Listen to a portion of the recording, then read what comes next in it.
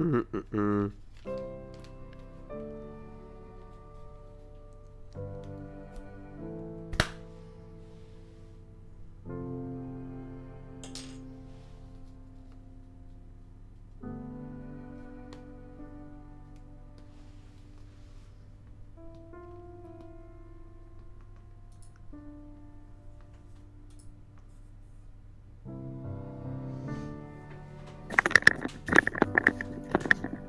Ouch. Yola? Ashini, you drew your character naked. Yeah, it's not that naked. She's in her underwear! It was The more fuck? naked before I threw the underwear on.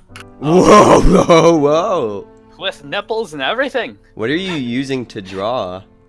A nigga. I use Corel Painter in my Intuos 5. I don't have a Cintiq like Zerul. I'm not that fancy. I'm gonna act like I know what you just said to me. Drawing pad. It's a fancy drawing tablet, Gotcha. but not as fancy as Zerul's. His is like a screen, like a Microsoft Surface. Jesus. So, yeah, Alright, are we all prepared? Yeah. that depends. Depends on what. I don't know. How tight's your asshole? After today, I might have lost some elasticity. Okay. But anyway, so, when last we left, you guys were in the middle of a very large fighting tournament. And the winners were Luke, McGraw, Gulag, Marcello, and the Harpy. It hurt me. In the meantime, Luke had carried Azani to the infirmary, where now Azani and Felfiz and Ponzi are all currently staying. The time is about, we'll say, 2 p.m. The official tournament has ended. However, you guys are still currently in your holding cells. Would anyone like to do any checks or anything like that so far? Is there any way I can check the relationship between me and Princess? Sure. Go ahead and roll insight.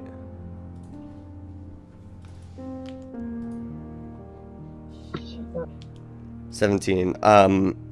So having just been united recently, Princess seems to like you for now.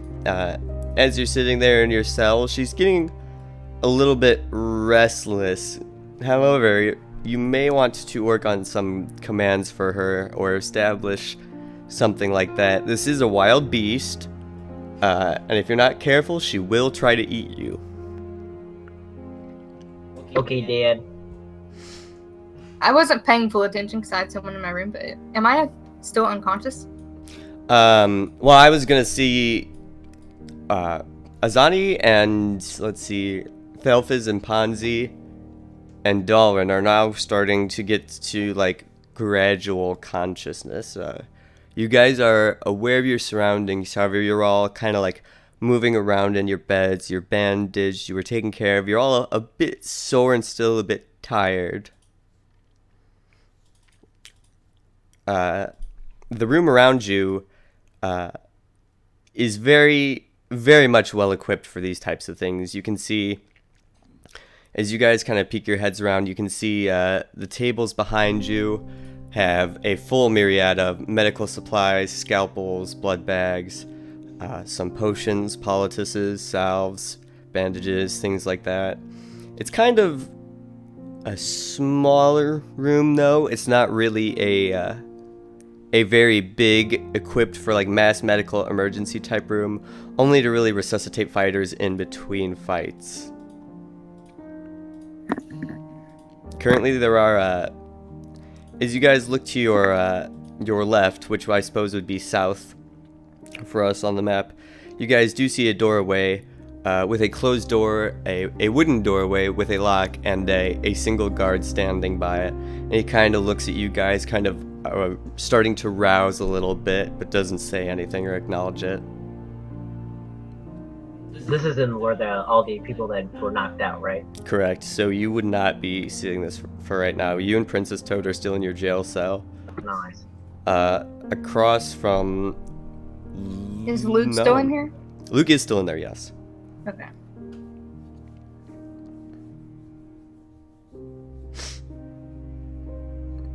So... Do I feel fully healed? You don't feel fully healed, as it's only been about a half hour to an hour. We'll go ahead and say those who injured can recover up to half of their hit points at this point. As you guys are kind of sitting there stirring, you hear a knock at the door, and the guard kind of rouses to attention, turns around and says, "Oh yes, who goes there?" And you hear a voice at the door say, "Yes, it's me, the announcer. I would like to inform those who participated of things to come." He says, "Oh, right. Yeah, just one moment, please." He opens the door, and you guys can see the announcer now. A bald gnome with a mustache, kind of sweaty, red of face, dabbing himself with a napkin as he comes in very fine silken purple robes, silk slippers, and he walks in, dabbing his forehead. He turns around and says to the guard, "Yes, please, close the door behind you, yes. Now, well, aren't you all looking a little worse for wear?"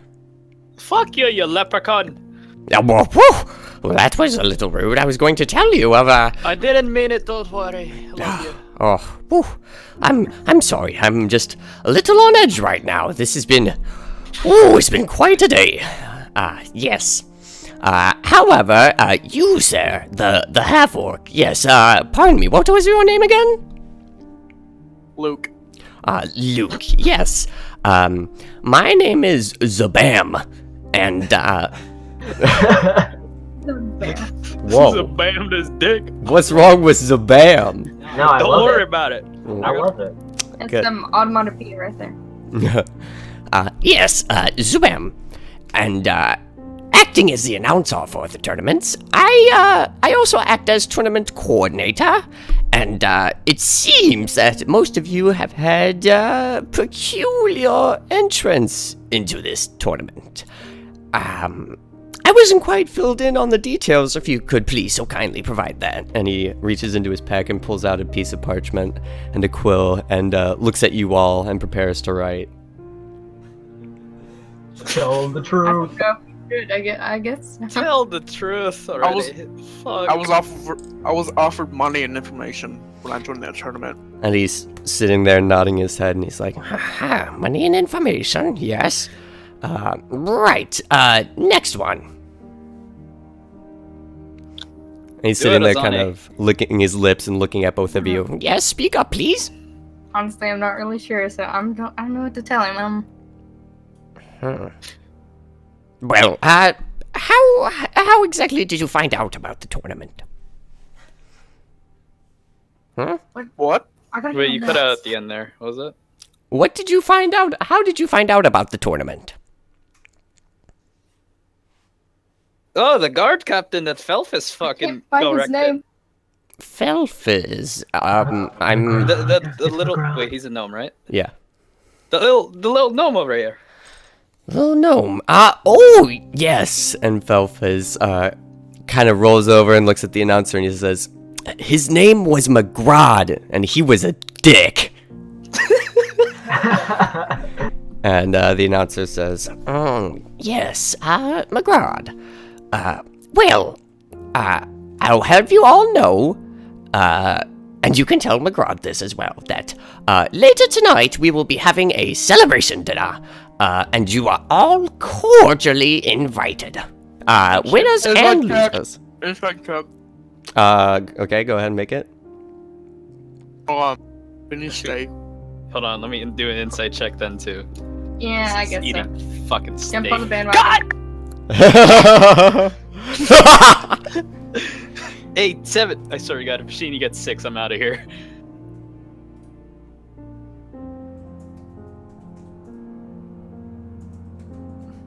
Okay. Okay. Oh my god. What if we combined it?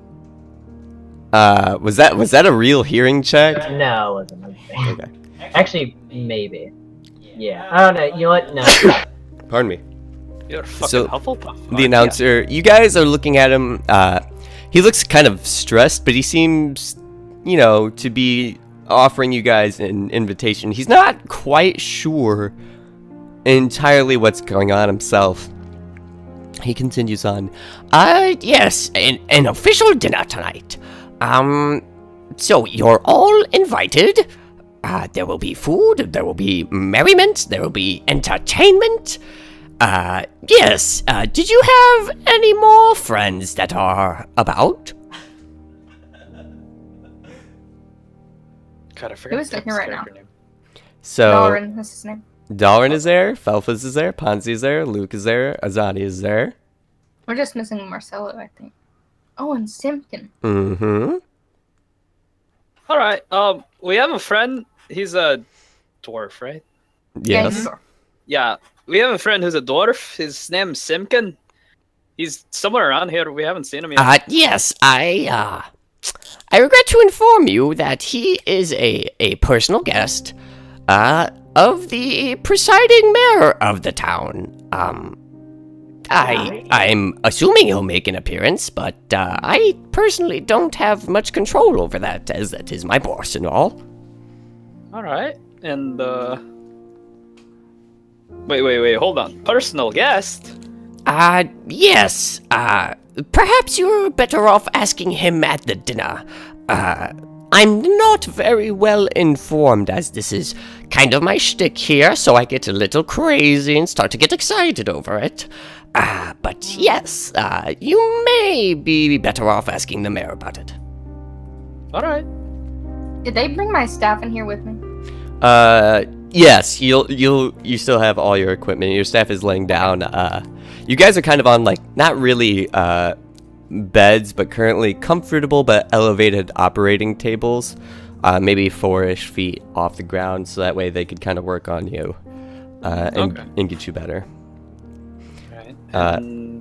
The announcer continues. Yes, so, Simkin, was there any more? Was the frog tamer with you? Oh, frog tame? Wait, he tamed the frog? Well, curiously, it seems so. I was me and the mayor were in conference. He was the one in that skybox presiding over the tournament, with your friend Simkin sitting right next to him, yes.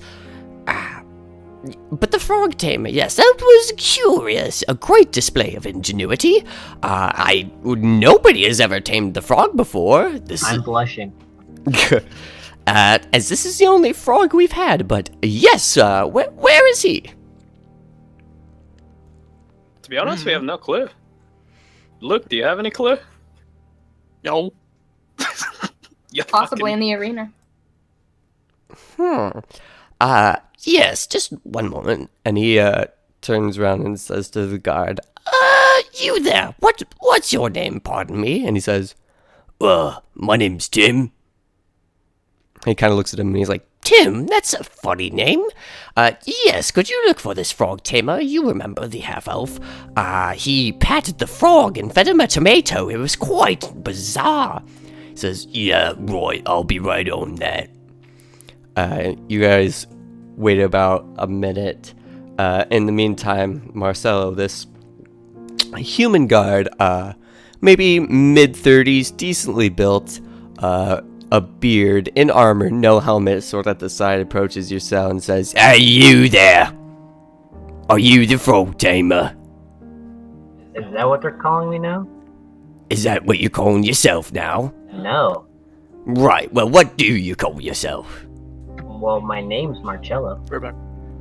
Marcello. Yes, and, seeing as there is a frog in here, and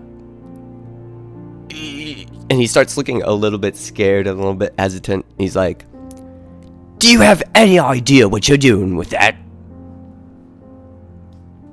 Yes. make a deception check. Goddamn right I am. You said deception, right? Yes. Hold on. I rolled a 2.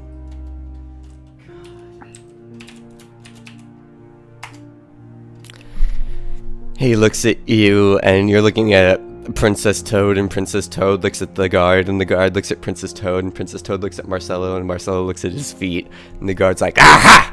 I caught you! So, what do you expect to do with this giant frog? Well, as you can obviously tell, I haven't got that far yet. Let me cut to the chase, please. My name is Tim, by the way. Pleasure to meet you. Yes, likewise.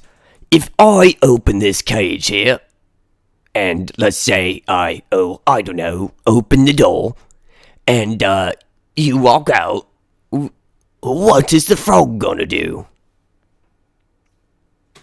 Don't worry, I got this. I'm worried, but, orders are orders, yes. So, I'm going to unlock your cell for you, and, I'll go ahead and escort you to meet your friends in the infirmary. Which way does the cell door... This is a DM question. Which way does the cell door open? The cell door, you are facing, map-wise, you would be towards the north, so your cell door would open towards the left. The left would be west, which would be the way to the arena. The right is a hallway, which, exits out of the Coliseum if you keep going far enough, but there are a multitude of doors and, on both sides. Sorry, I meant to... Let me clarify. Does it open towards me or away from me? It opens out. Out. Okay. So when he unlocks it and opens it just a little bit, I'm gonna kind of shimmy out just in case. Okay, so he takes his keys out, and you can see a giant key ring with like maybe 10 keys or so, and he starts flipping through them as they're clinking. He's like, Nope. No. No, this one. Maybe. Let's try this one, I shall don't we? get that one. Let's try the other one. Oh, the other one? Are you sure? Yeah. make a persuasion check.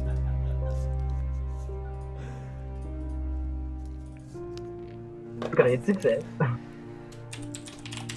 I'm back. Okay. So what happened?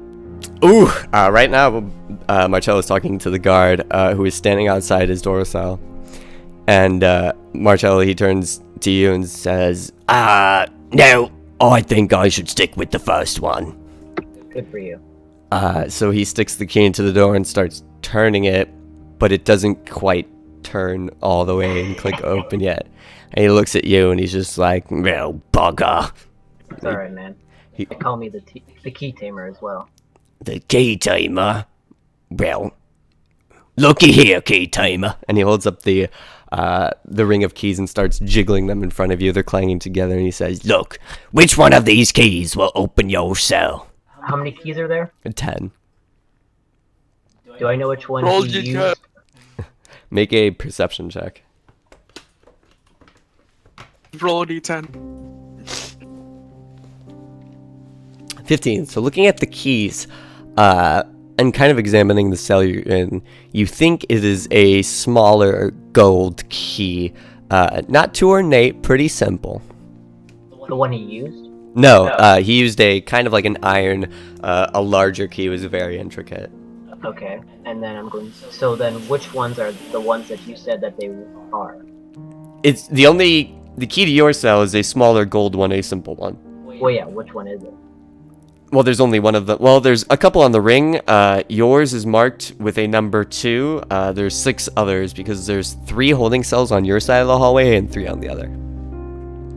Alright, Tim. I'm gonna go with key number 2. Key number 2, is it? He starts flipping through his keys until he gets to key number 2, and he's like, I'll tell you what, how about a wager? Alright, what are you wagering? If this key opens your cell, I'll give you a gold piece. Alright. And if this key doesn't open your cell, well, could you help me find the right one? Yeah, I can give you one. Very well. so he sits there, and hold on.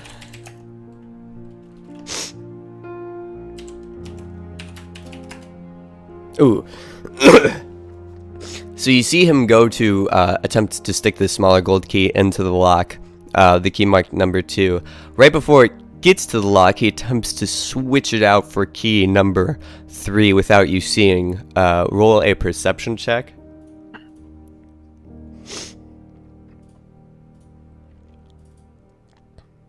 Nice. Oh! I see nothing.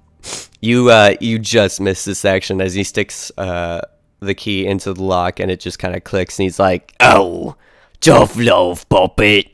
Oh, actually, could you try that again? Try it again. Oh, very well. And stealthily, I'm gonna open my chime of opening and kind of think. okay, make a stealth check.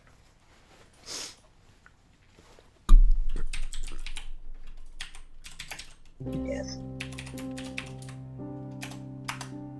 Oh my god, I'm creaming you right now. Seriously? As you go and reach into your bag and pull out the chimes of opening, he says, Hold on there. What's that? Oh, it's just a musical instrument. I'm a bard. Just getting ready for, bard stuff. he looks at you, and the keys fall to his side, and he's like, Oh my goodness. I love some music. Could you play me a quick little ditty with that? With chimes? Oh, absolutely. How about this? Would you like a chime or a lute? Chimes are kind of, if you ping them, it kind of hurts the ear a little bit, but if you lute's nice and comfortable. Oh, Bogov, this is too much of a decision. Just play me a quick little note or two on the chimes, and I'll be satisfied. I'll play just a couple, but one of them will go to the lock. okay. Ding ding. Make ding, a sleight of hand check. ding ding ding ding ding ding ding ding ding ding ding. Oh my god. So, as you tap the chimes on the lock, and he looks at you kind of quizzically, and he's like, Don't you have a striker for that or something?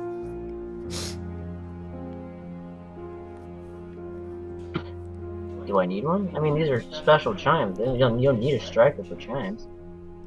Oh, I've just heard chimes. I haven't quite seen them played before. I mean, there's different kinds of chimes. There's chimes that actually, there's chimes that you beat with a hammer. A hammer, Isn't that interesting? Or it's like it's an itty bitty. It's kind of like more like a gavel than a hammer. You don't say. Well, knock me bloody socks off. You know what? and he starts to fumble with the keys again. He's like, I'll give this key one more try, just for you. All right. and the lock is already opened. However, he doesn't notice the resistance is not there as he turns the key and pulls on the cell door, and it starts to open. And he's like, Well, would you look at that? Hey, they call me the key tamer. Very well, Key Frog Tamer. Please follow me this way to your friends. But isn't there an issue of payment? Oh, bugger, right. And he reaches into his pouch at his side and digs around for a little bit and flicks you a gold coin. He says, All right, is that enough? Can we go now? Yes, we can. Sir Frog Key Tamer. Thank you, Tim, the Sir Guard. You're welcome. Well, right this way. and he takes you down the hallway and into the infirmary, where you can see the announcer, Luke, standing there, and the rest of your friends sitting on beds.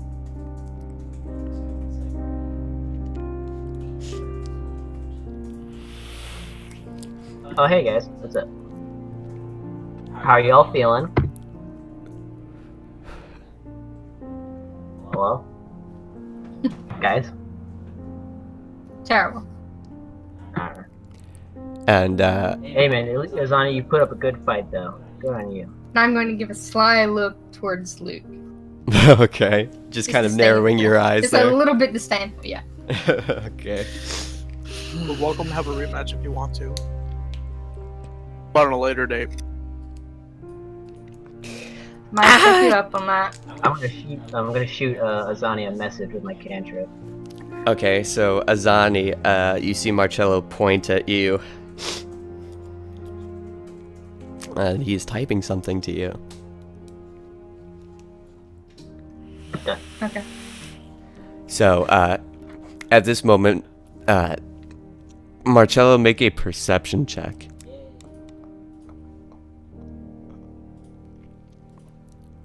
Damn, I should have put a trap there. Yeah. 3, okay. Before you know it, from down the hallway, Princess Toad had come hopping out of the cell and turns right behind you, unnoticed by you, and tries to get into the doorway. Go ahead and make a dexterity saving throw.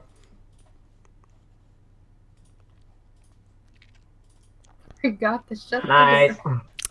So, not noticing Princess Toad from behind you, this 4-foot-tall, 600-pound frog jumps and kind of knocks you to the side. You take, we'll say,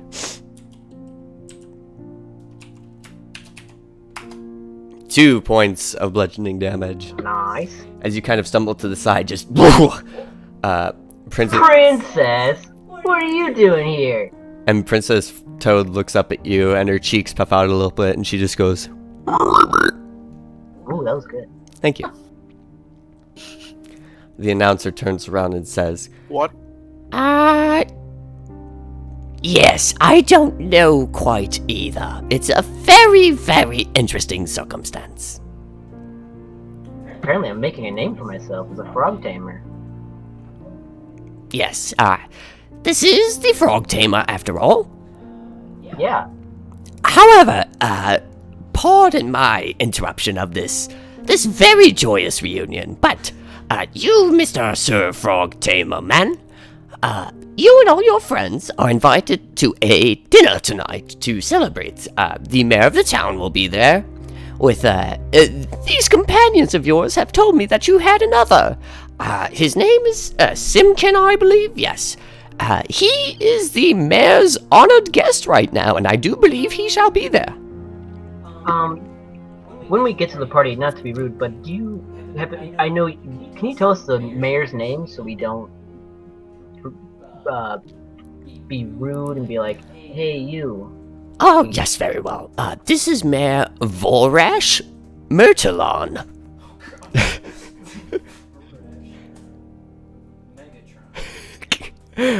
I made it complicated just because you put me on the spot.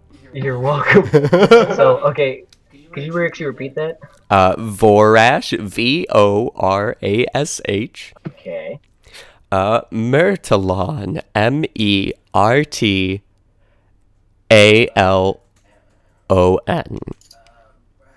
Heavens to Murgatroyd. Merkel, what, man? Come me out here. Okay. Can we I'm just gonna call him Mayor Vorash. Borash? Yes, you could call him Mayor Vorash. Yes, you could. Thank you. Oh,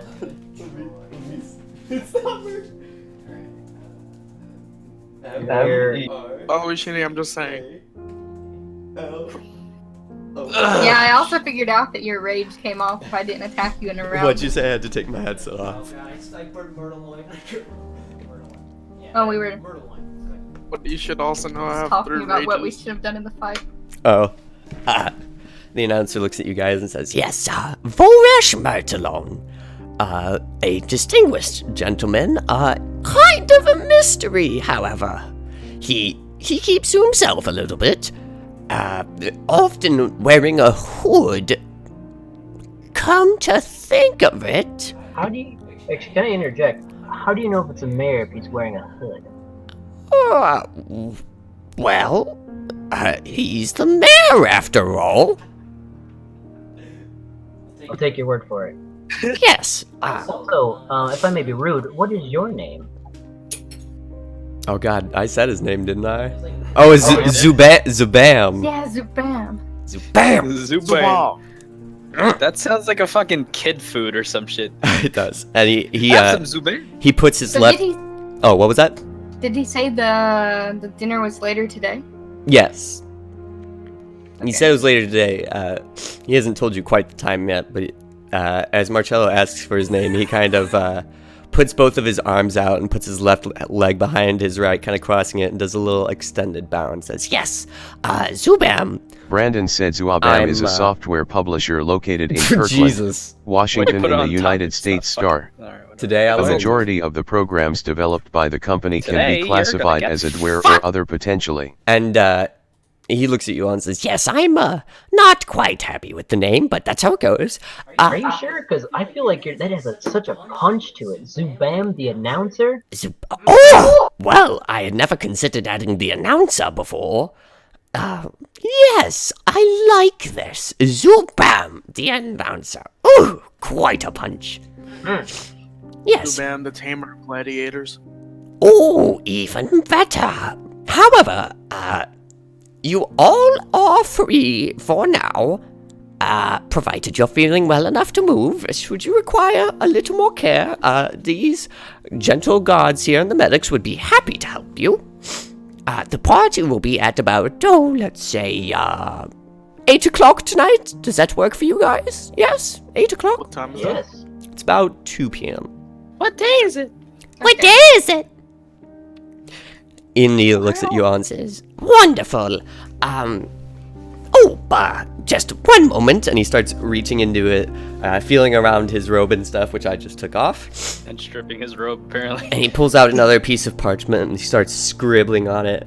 And he extends it out towards Marcello and he says, Yes, this here is a piece of paper. This shall be your entry ticket. It has all of your names, and it is signed by Zubam, the announcer. Yes. If they question the announcer part, just, it's good. They like it. Yeah, we got you. Wonderful. and he claps his hands together and says, Yes, 8 p.m. Are you all familiar with the party house in the town? Nope. No, I've never been there. Neither have I. make those deception rolls. God, I hate Hold this. on. Wait, why'd we lie? Why'd we lie again? Fuck! Got it. Because if I tell the truth, I'm in trouble. So, You all suck. hold on, guys. I can come in and lie. I can do it. You good? Deception roll.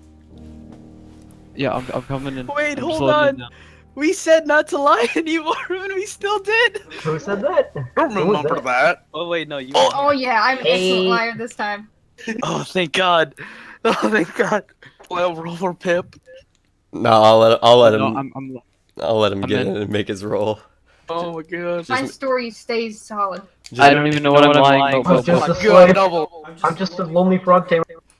I Just don't know what I'm. He asked us if we knew where the party house was. What party See, I- house? Wait.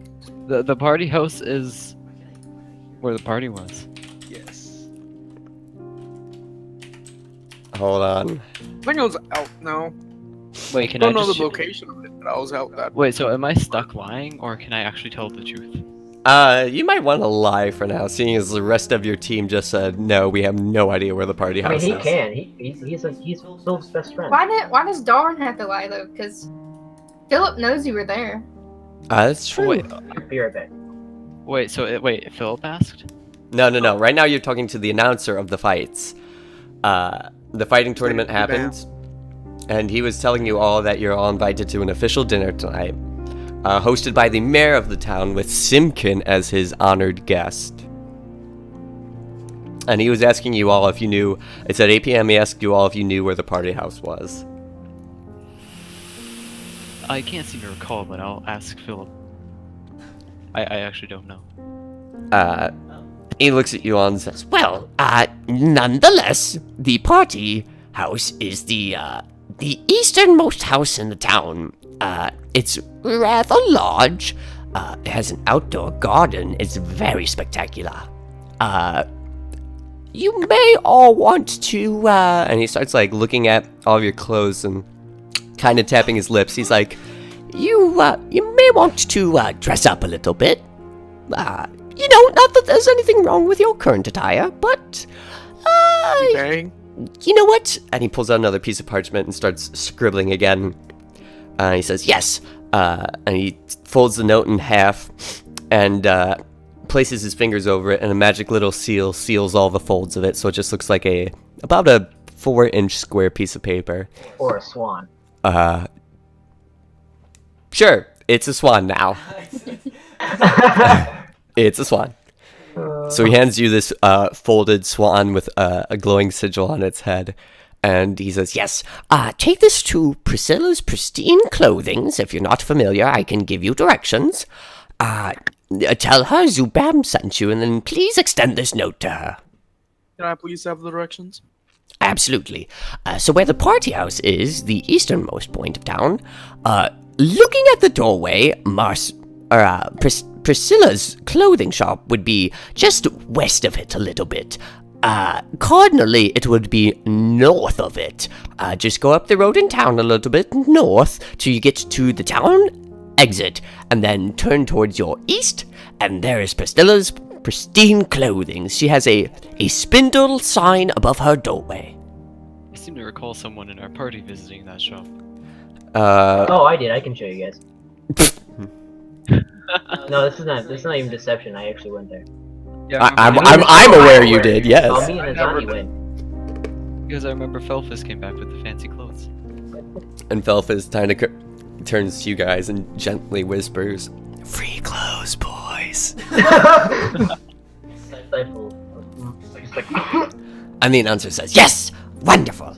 I will see you all there. Bring your appetites. Bring your clothes. Bring your frog.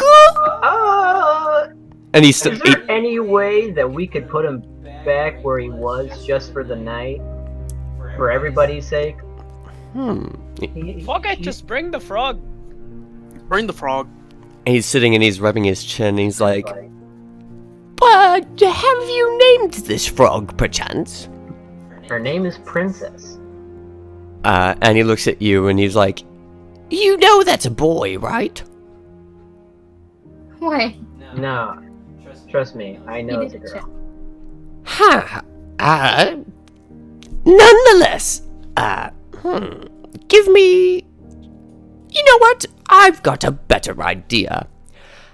There's a small shop in town, past most of the common buildings, towards the east, in the small kind of business side of town. There's small shops, there's an outdoor market, there's a wizard there. You know what? Let me give you another swan. he takes a piece of paper out, starts writing on it. Can it be a battleship this time? Maybe we can turn Princess into some nice cash. He He hovers his fingers over it, and you see it turn into a frog. Oh, it's adorable. Uh, Damn greatest. he extends it out to Marcello and says, Yes. Take this to the shop. It's got a very pointy hat as a sign. I don't know why, but yes, that's the shop. Probably represents his wizard hat. Oh, excellent, yes. There's an older man there. Be kind of careful with him. He's a bit of a strange one. We've had our fair share of strange ones around here. Yeah. I am Things. recalling Gulag. I almost forgot his name. Yeah. I'm recalling Gulag right now. PSD over Gulag. "Okay, Yeah. so are you just kind of thinking about Gulag?" I shudder. I visibly shudder at the thought of him. I love Gulag, so I'm pretty okay with strange people. No Gulag. The announcer looks at Darn and says, Sir, are you cold? Are you catching ill? No, I'm fine. Very well. But, yes, back to the topic at hand. The magic shop in town. Tell him Zubam sent you. His name is Alamon. His name is Almond. Alamon. Alamon, yes. Like I said, an older man. Very peculiar. But, Can you help with an alimony?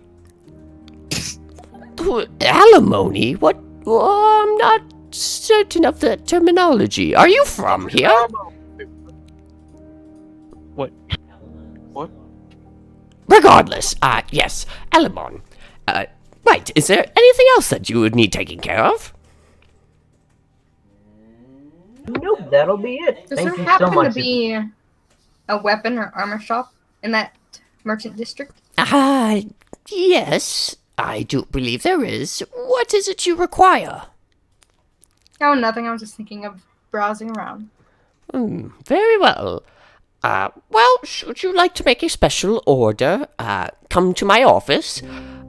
It's right down the street from the party house, towards the, southern end of town. I have a small little house there that I make into my official business, operating center. Yes, and he starts to turn around. He gets one foot in front of the other and holds it midair and says, "Oh, right, the guard captain." And he turns around, spinning on his heel, and says, "Tell him McGraw was his name, yes?" Yes. Correct. Yes, he does love his fighting, and he likes to push around some of the outsiders sometimes. However, no note required. Tell him Zubam will see his wife tonight, should any trouble arise. You fucking her or something? Go ahead and make an insight roll. Who? You. Oh, okay. What do you say? What was it? What do you say? Fucking shit! He said, tell McGraw that if he gives you trouble, Zubam will be seeing his wife tonight. So you're looking at Zubam, and he's just staring at you with a day straight face. Can I make an insight check too? Sure. I'll jump on the bandwagon since that seems to have. Okay, There we go. go for it. Like, I'm staring back at him with, like, finger guns. Wow. Oh, yeah. So, Darwin and Azani, you guys kind of think it's some type of cryptic message. Not really that they're banging. Luke, you think the same thing. It's some type of cryptic message. It means something beyond its face value, but you're not too sure what. Finger guns. Sounds like thieves camp, not thieves camp. So Ponzi's giving Zubam finger guns. He just says, Right. Well, that is all for me. So, any last words or requests? Do you think I can get a new sword? A new Luke, did you mention sword. something about a reward?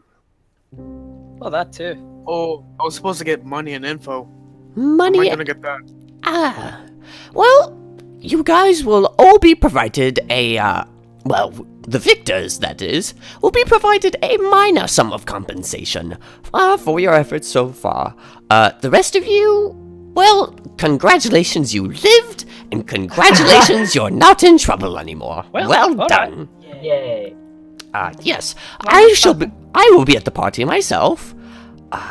Just Where do we claim the reward? The minor reward. right, yes, I will be at the party myself. Meet me there, and I shall have it for you by then. Thank you. No problem. and he See you there. What was that? See you there. And he says, Yes, likewise. Tim! and he turns to Tim and says, Yes, right, sir. He says, could you please, escort these people to their place of residence? You were all staying where again? Philip's Common House. Philip's Common House. Ooh! I hope he cleaned the rooms for you. Can you offer us better housing? make a persuasion roll, as he sits there and thinks to himself. Yeah, that'd be great. There was the Especially bar, for but it was especially for the expensive. victors. If there's any way we can get Oh, yeah. like some, better housing. That'd be 19, so he says, I'll tell you what.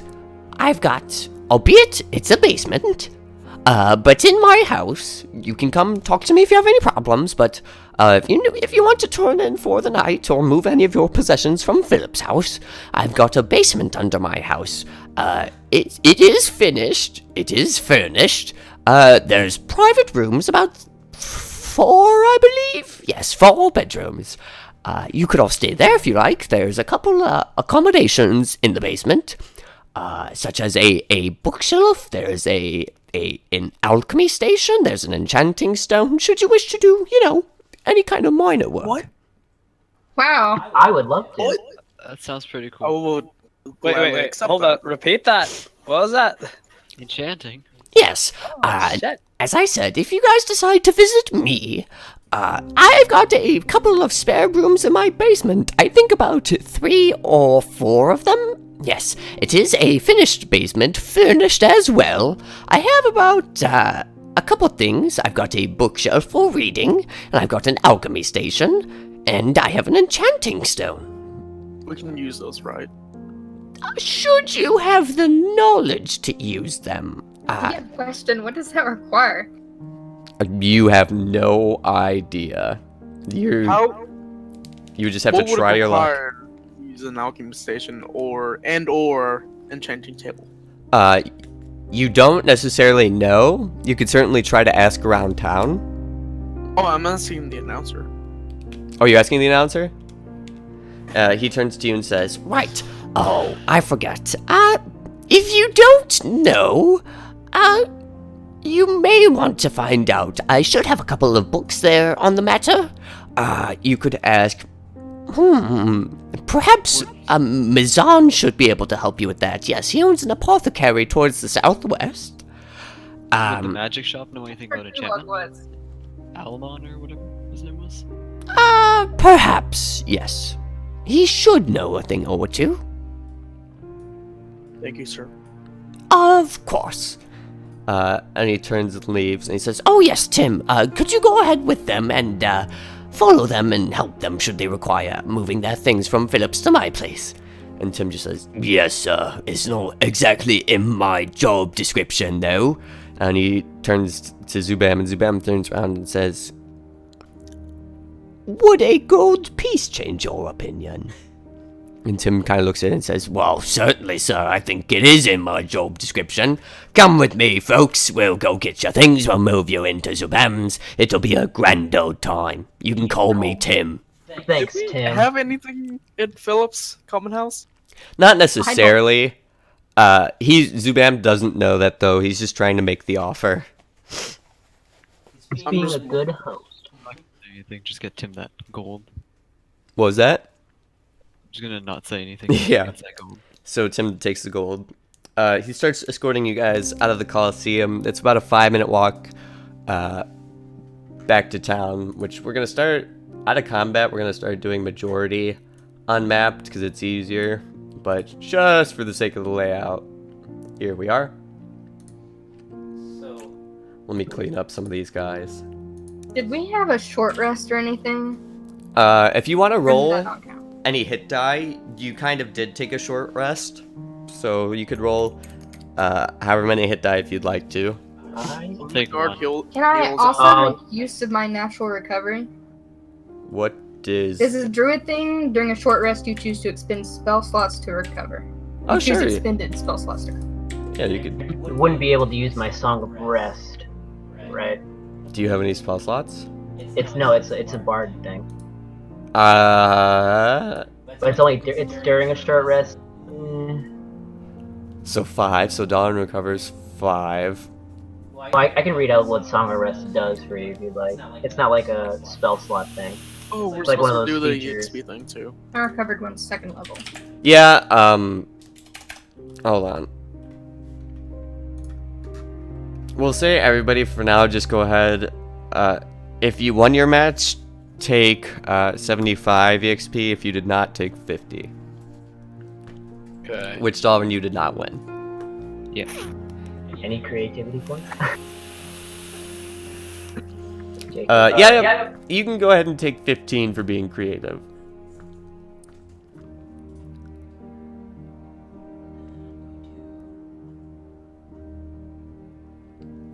So I also said before Dawn got here that you were all moved up to at least half health.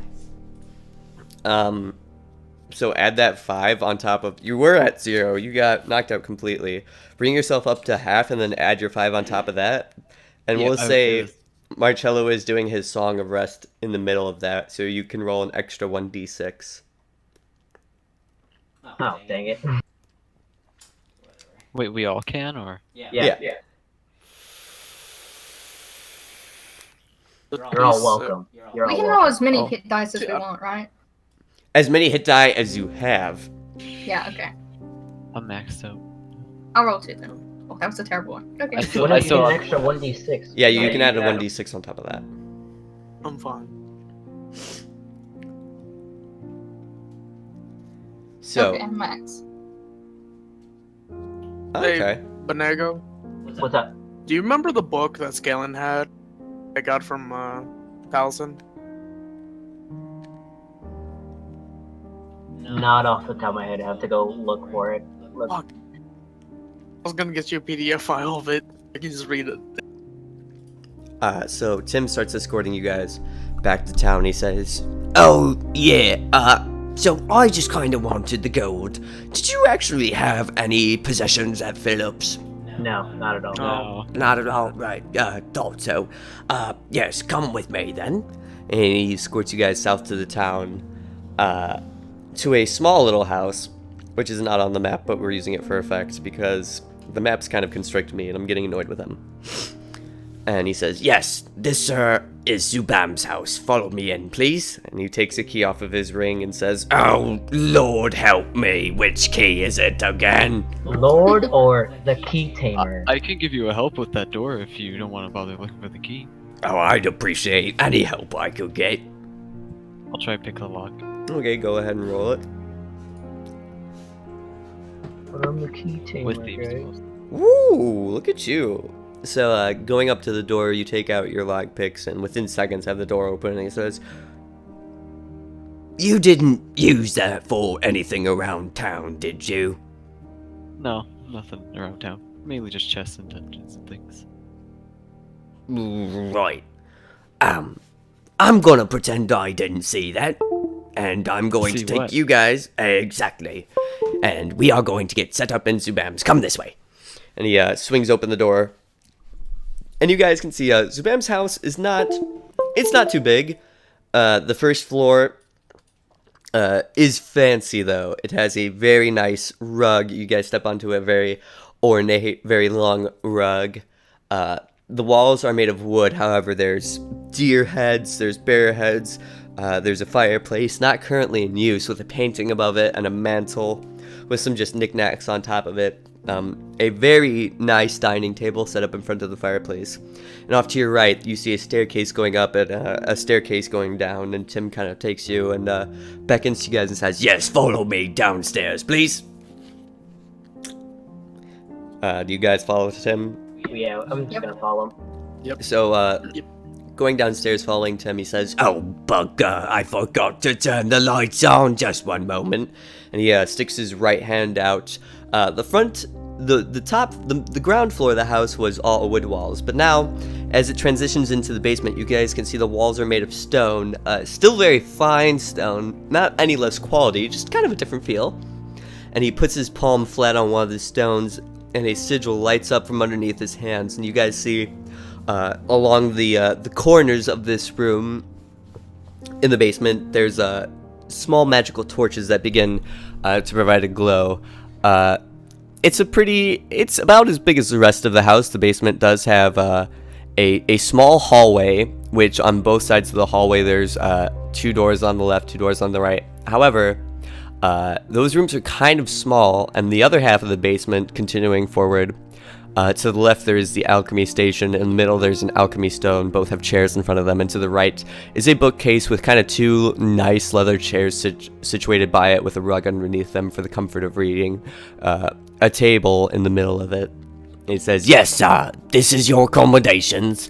Should you require anything, come find me around town. Come find Zubam. Is there anything else I could do for you in the meantime? We should go No. get more clothes. I think that's all, Tim. You've been really great. Oh, of course, of course. You guys know where you're going, right? Yep. Yes. Very well. I shall leave you. I have some business to attend to myself. Have fun at the dinner tonight. I am not on duty, sadly. I will be checking people in, though, so you'll see me there. Say hi. Don't be a stranger. Can do, Tim. I'll make sure to come to you. Very well. Well, all of you have a very wonderful day. He turns and Same heads to you. back up the stairs and leaves. I want to take a look at the bookcase and see if Yeah, I I'm can immediately find going the to the enchantment. case too. The bookcase. Get the bookcase. Okay, so No, how Actually, I'm gonna claim the room. So if there's like a room here. Oh, there's a room here. Here. I want this room. What? okay, There are 4 rooms so there? your room would be the farthest forward, the door on the farthest left. Then, Yes. Is there uh, a new map or is it just this map? This is one. no, I'm just using this map for reference. Or matching. So, inspecting the bookcase, you guys see a multitude of books. Some on history, some on the local ecosystem, some on the history of Tassin, some on architecture, some on combat training. Combat training. Okay. You mentioned something about a book about enchanting. Can I Yeah. do a perception check to find that? Sure, go ahead. That's an investigation check, rather. Okay. Yeah, I wanted to look through that as well. Oh. Oh. Oh. Nice. Nice. Okay, so, Darwin's kind of looking for it, and while Darwin is kind of thumbing, looking over the bookcase, Azani pulls out the book immediately. On alchemy, you said? On enchantment. On enchanting. So you look at the cover, and it's got a beautiful gemstone right in the cover. And as your hands touch the book, looking at it, the gemstone begins to glow blue. The title of the book is Enchanting and Other Magical Inquiries by, and you can't quite read the name. It's been kind of smudged over. Okay. You found it? I found the enchanting book. Who wants to read it? Well, I'll take a look if you don't want. Not a magic kind of guy. I'll hand it to Darwin. So, Darwin, Azani hands you the book. As you open it and start thumbing through the pages, it's all in Gnomish. No. Oh, no. Falfus? Felphus, you want to take a look at this? I Felphus. don't know that he can read languages. Oh wait, he's But a he's gnome. the though. gnome. Yeah. Okay. Felphix looks at you guys and says, yes. What do you want? This book's in Gnomish. Can you read it for us? Well, I'm not gonna read the whole thing for you guys, but... Skim it. Skim it. Can you skim it? Sure. So Felphus takes the book and skims it for a while. He turns to you guys and says, you know, we may just want to take this book. We'll be staying here. You know that, right? For a few nights, for sure. Yeah, we can keep it here for now. Well, Just keep in this area. Then last minute when we leave, we can think about it. all right. And he hands the book back to Azani and says, so this book is kind of one we want to take because you need it to enchant. Since, do I know his family's librarians, kind of? Librarian. You're not... You've heard about it, but you don't know much about it. Felphus, how many do you think are in this world of that book? What'd you say? How many of these books are in the world? I'd say it's decently common. Rather expensive, though. I'm sure we could just, ask Zubam if we could have it, or offer him a price for it, or just, kind of take it. You scan it, Well, copy? Do we have a photocopier machine down here? A photocopier machine? What's that? Or does anyone have a photographic Is memory? the book is enchanted, right? Yeah, from what I can tell. So you can't copy down the text at all? That wouldn't work. Yeah, taking down the text of an entire book in like a few days. He's just kind of like, yeah, no. Is it a magical property of the book that allows us to enchant, or is it the knowledge in it? From yes and yes, from what I can read, we need the book to enchant, but I haven't been able to get quite the fine details of it. I'll need a bit more time with it yet. So it's a book of enchanting, and you need to enchant while using an enchanting table to enchant. That's what it seems to me. Okay. Carpal tunnel. Jesus Christ. I'm going to turn back to the bookshelf and put the enchantment book away. And Okay. I'm going to try to find the alchemy book. Okay, go ahead and make an Another investigation roll. Oh, natural 20 again. Oh, Close. close. So it takes just a couple of seconds before you find the alchemy book. It's a green book with a couple of leaves on the cover called Potions and Poultices. I Open. bet you this book is a gnomish. I'm going to open this and see what language it's written in. It's a gnomish. Of course it is. Ah, Is shit. Zubat a gnome? Zubam is a gnome, yes. Okay. I'll just put back the book I got. Knowing now it's a gnomish. Okay, so I'll you, hand it to Felphus and ask, are you interested in alchemy at all? he We looks got another gnomish book. he looks at you and says, another. And he kind of takes it from you and says, fine, I suppose. They make potions that can help us and we don't have to spend any coin. He starts And Re- or poisons. he starts Potions of Nobu. he starts reading it and flipping through it a little bit. He just kind of hands it to Azani. He's like, meh, not interesting to me. Alright, I'll shrug and put it back on the shelf. So, If only we have an enchanted item that can translate all the languages to common. well, you have me. I can read it, but Actually, DM question: how do they know it's an alchemy book if it's in Gnomish? you guys can see on the cover it's green and in leaves. The titles are in common, but the contents are in Gnomish. That's just poor advertising. Well, think that the reason people- for that is because most bookstores would have all the titles in common and then have little indicators for what language it's in. Some races feel more comfortable reading contents in their own language, obviously. I'm going to pull out several other books and open them to see what language they're in.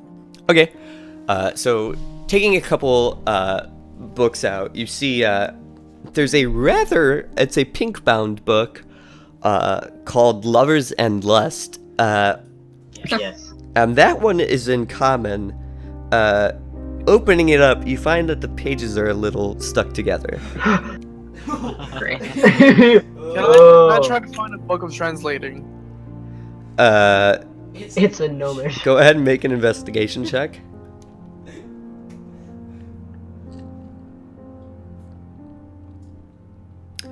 So, scanning the bookshelves for a minute, you do find a gray book called Languages of the World, and you can read the table of contents. And you can see it's attempting to teach the basic core structures of most of the major languages. Not necessarily...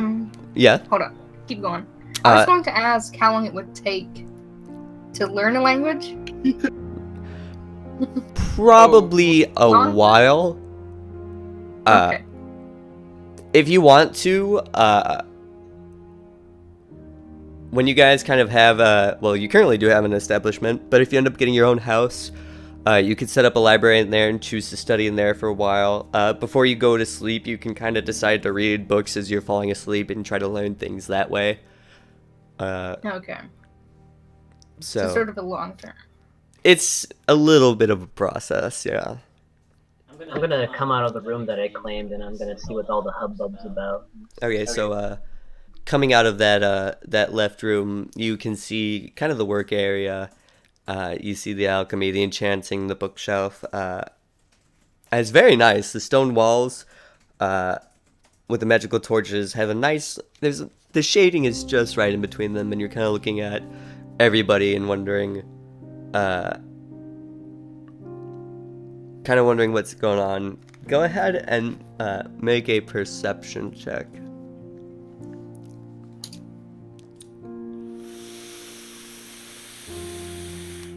Nice.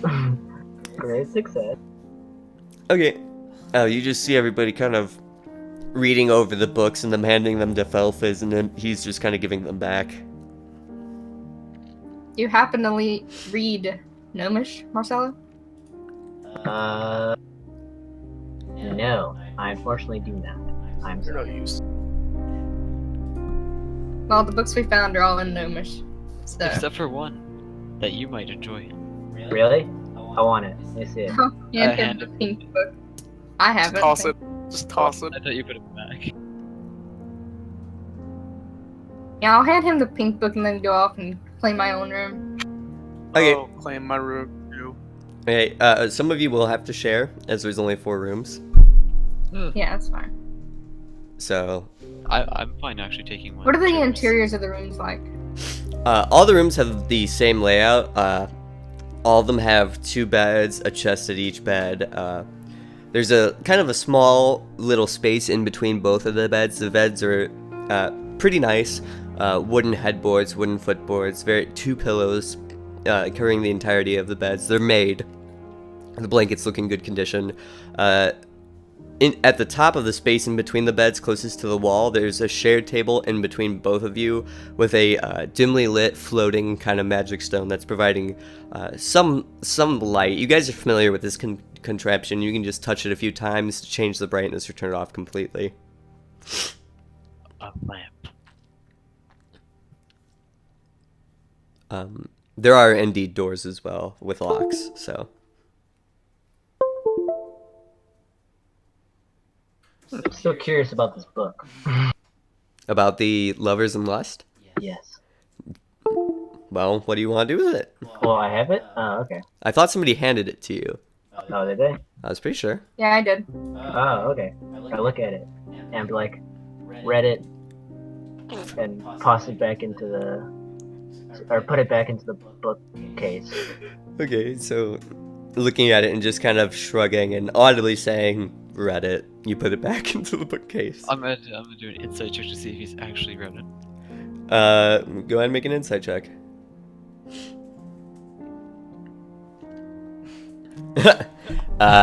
Yeah, he's not even red in the face. He's read it and he does not care. I'm back. I just nod. Or just not. I'm gonna inspect the bookcase to see if there's a book that can like lead into a secret room. Okay, go ahead and make an investigation check.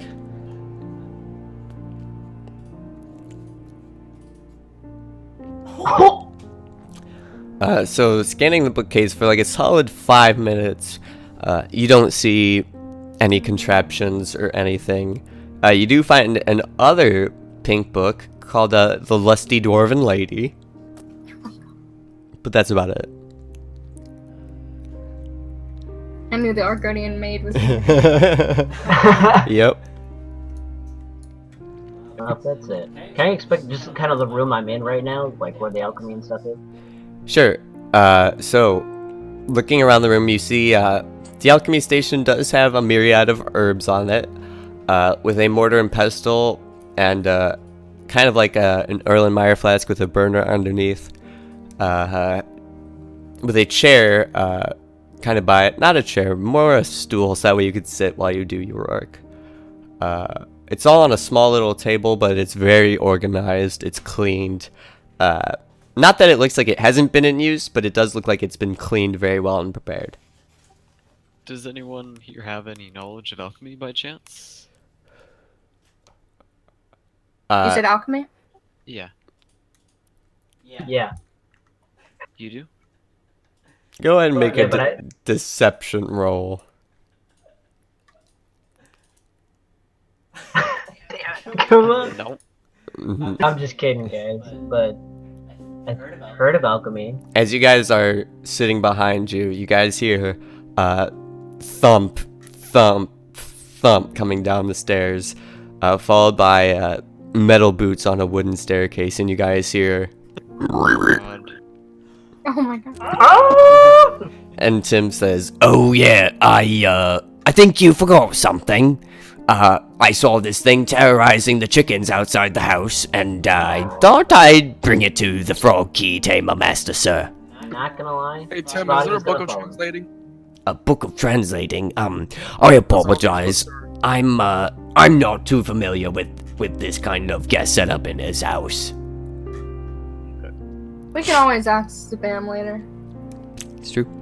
That frog might have useful properties for alchemy. Yeah. And Princess Toad looks at Darn and just goes, I You turned. agree? I turned to Dollar and was like, I also heard humans do too. I'm not human. Correct. You look. Character is not What are you? half of. And what's the other half? Exactly. It's a mystery. Yeah, let me make a history check. Go ahead. Are you not a half elf yourself? Here's on it. You just want to go to Priscilla's workshop. Alright. My workshop? Oh. Whose workshop? Marcello's. Is it not I Priscilla? don't- I'm Marcello. Alright. But now, can I just. I'm gonna look at you, Darn. Look at you real good. And you have no idea. I have no idea. So we can go to the merchant quarter if you want. I'm up for You it. win this time, Darren. You win this time. Does anyone have some gold to spare before we go to the merchant? Hi, welcome to the Bank of Marcello. How can I help you? Keep his 'Cause I 5 have- gold from I the. have 1 silver and 1 copper to my name. Yeah, you ain't got nothing. You already owe me a favor. You Well, do he's got have gold the from the guard, and he has that from the yeah, you do have the notes. Oh. You do have the notes from Zubam, but he gave the money back to the guard. He tried to lie and say he spent it all and failed miserably. I did. Well, not miserably. Didn't he get a piece back or something? I don't know. For being Did honest. Did I though? But he was an honest. Did I, Zani? Did I? He wasn't honest. I don't guess. Yeah, you wouldn't really know that. I did. Yeah, I was kind of asking as a player. I didn't realize. Yeah. Anyway, I'm gonna go to. Well, first, actually, can I check? I'm gonna leave the house and check the perimeter, so let's see where I can put Princess for a bit. Actually, no, I lied. I'm not gonna do that. Hey, is anybody have any rope I could borrow? I had some No. of my burglar's pack, but Azani has that in her bag of holding.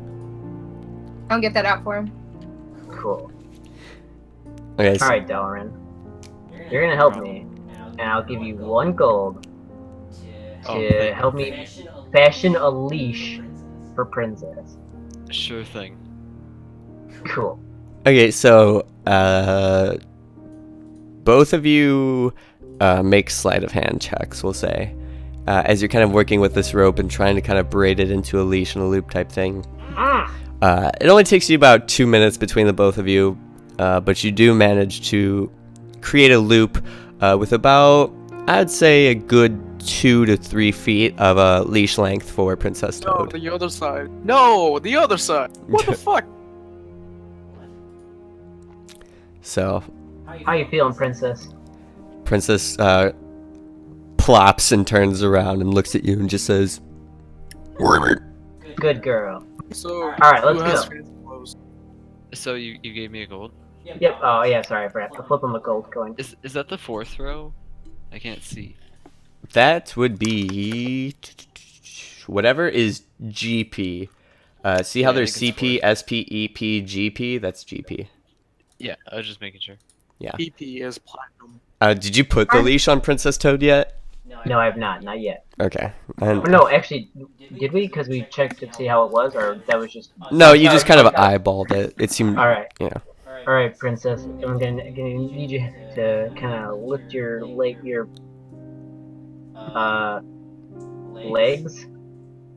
Up Tie just its a bit. legs. Sometimes, like, I'm gonna put the leash around you, okay? Princess Toad looks at you and kind of turns her head, and her tongue shoots out in arcs and bonks it on the top of her head. Good girl. Alright, so I'm just gonna be like this awkward shuffle, just kind of like, I have the leash in one hand. I'm gonna try to, like, with the other free hand, kind of lift her leg up. The front, what are those called? She's got legs. She's got hands. They're legs. So they're the front legs. Okay, the front legs. I'm just gonna get one leg lifted up and put the rope under it. So as you're approaching Princess, she starts backing up. Got any more tomatoes? Don't make any tomato. I could try and charm her. Nah, it's alright. I don't have my speak with animal anymore. Oh wait, never mind. I don't have any spells prepared. Just leave her in the room. Your room. But the wizard. Yeah. It's... Oh well, we can ask her about the giant frog. Alright, how about you guys leave and I'll figure this out and meet you guys somewhere. Wait, who has fancy clothes? I do. Marcella, Felphus, and I all have free clothes. Free clothes. Free clothes club. I could probably get free clothes from Philip. Fonzie Can you, can get though? some from the guard, I think. I overheard him while I was a squirrel. Fonzie? Well, talk for him. I don't know where he went. But what did you say to him? Want to get some free clothes? Fancy clothes? He looks at you and says, Absolutely. Can't. You The can. guard promised him some though, so he's got some free clothes too somewhere. As long as we can find the guard. but Well, you guys did note. see Zubam hand Marcello the notes. Oh, wait, I have all the notes? no, I have one of them. Yeah, Does he have- Luke. He has the other one, okay. I don't remember the other one. Shh. Oh, actually, never mind. Well, I lied. I got it. I will head to the shop. Okay. Shop. I will follow. So, Luke and Azani, since you guys spoke first, which shop are you guys going to? The tailor shop. Okay, going to, we'll move it to the other map, because we can do this one. Let's see, I need to hide this guy, and Luke is there, yeah. So, going to the north of town, you guys, oh perfect, it's Ponzi, we needed you. What happened? Sorry about that. Well, right now, Fancy clothes. the party is slightly separated. You don't have fancy clothes, right? No, I don't. That Wait, actually, some guard owed me. But I can't. Can I look around and see if he's there? You're in the basement. Oh, I am? Oh. Yeah, okay. you're in the basement right now. So, you guys go off to Priscilla's Pristine Clothing. You see the kind of spindle of thread hanging over the door, jutting out on a little wooden post and hanging by two chains, kind of gently swaying in the breeze. The doors open and you you hear like a single pair of footsteps within, kind of moving around, the occasional plump of fabrics being put down onto dusty tables and whatnot. I knock. I'm gonna stay outside. So Luke, you knock on the door frame and you hear a voice from within say, "Oh yes, come right inside." I will walk in. I'm gonna head in too because I need to pair. Is Okay. Fonzie with us? Ponzi, do you want to go get clothes or do other stuff? I'm just gonna go do other stuff. Okay, so we're gonna say wherever Marcello goes, Ponzi's going with him, Alright. which we'll get to. So, you hear a voice say, "Yes, come in, come in. We're open for business right now." Heard from Zubam that you can give us fancy clothing, and to hand her the note. You hand her the swan in this case. Oh, Oh. She looks at it and inspects it for a little bit and says, "Yes, this is most certainly Zubam's work." And she taps it on the head for a moment. The wings flap and the paper begins to unfold into a full note. She holds it up and reads it and says, yes, right. And she kind of looks over the note on occasions and looks at you guys and just, yes. Right. All those who needed these clothes, please step forward. I'll walk forward. Okay. It says, yes. Would you require any for anybody else right now? Our companion Ponzi may need some. Maybe. Right. Well, we'll get him sized later. Come with me. And she takes you guys to a back room and shuts the door. There is threads on shelves everywhere. There's fabrics sitting on a table with a spinning wheel towards the right side. A collection of thimbles sitting on the table, and she goes over to the table and pulls out kind of like a silken tape measure.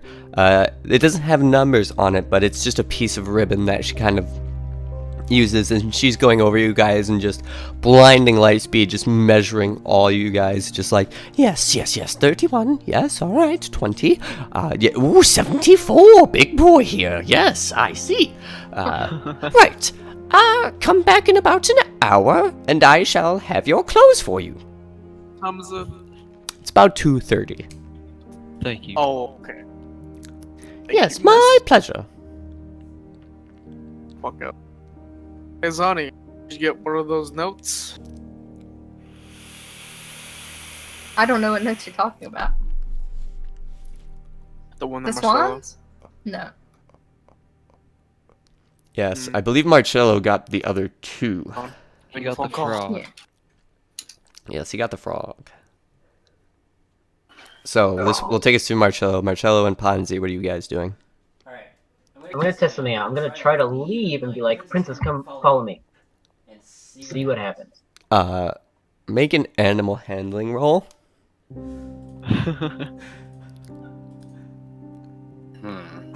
Oh. Seriously?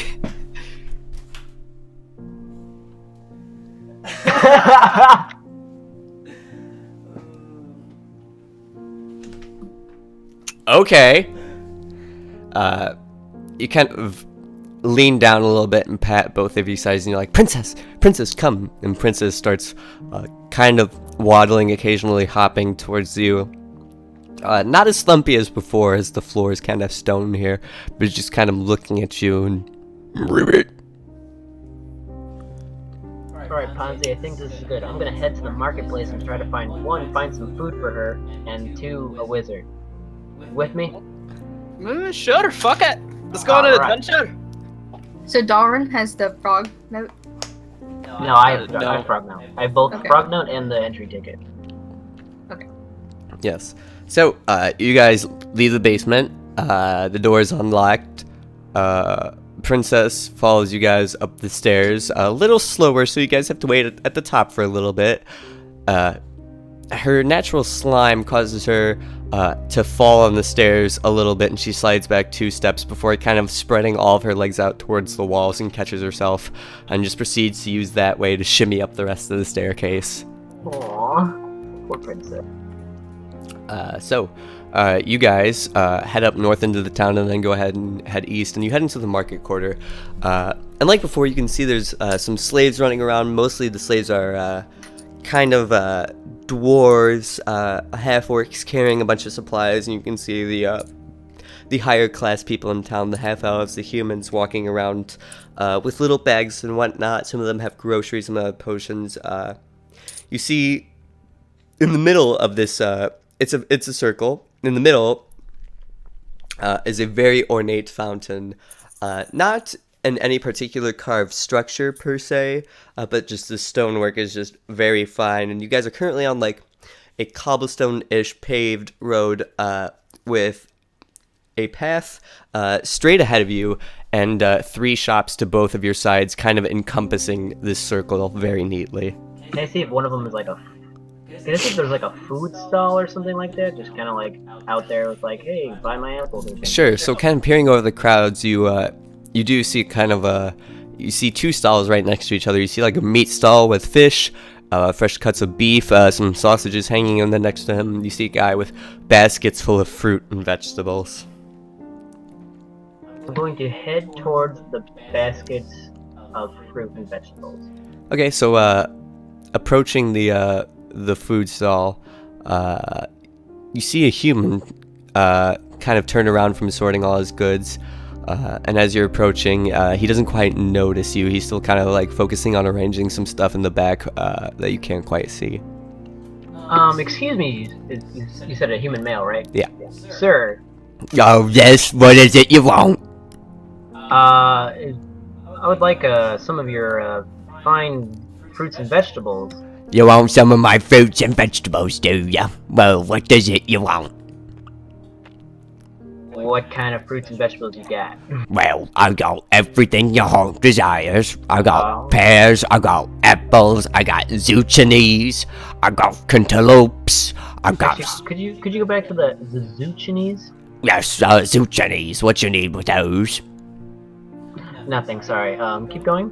Yes, where was I? Zucchinis, cantaloupes, watermelons, some grappes, some tomatoes, some potatoes, some carrots, some corn. If you don't stop me, I'm going to keep going. I'm gonna lean towards Marcelo and say, we should stop him. And you just keep going. You just hear him going on. Squashes, pumpkins, pies, bread, Pie? You have bread? Yeah, we got bread and pie. Do you have any, kebabages? Kebabages? Kebabages? Did you just say kebabages? Yes, I did. Nope, we don't got any. Do you have any lettuce? Lattuce, yes, we do have a couple of lattuce. I hate you. Straight to you, boy. Would you be interested in the head of lattuce? Yes, I would be interested in a couple heads of lattuce. Wonderful, wonderful. How many exactly? Would you like 2, 3, 4, 3, or 5? Say 4. I'm gonna have 4. 4 heads of lattuce. Right, well, they're in that basket right there. You can go ahead and pick them out. Kind of look them over for the quality and such. But each of them is going to be about 3 silver per. 3 silver of lettuce?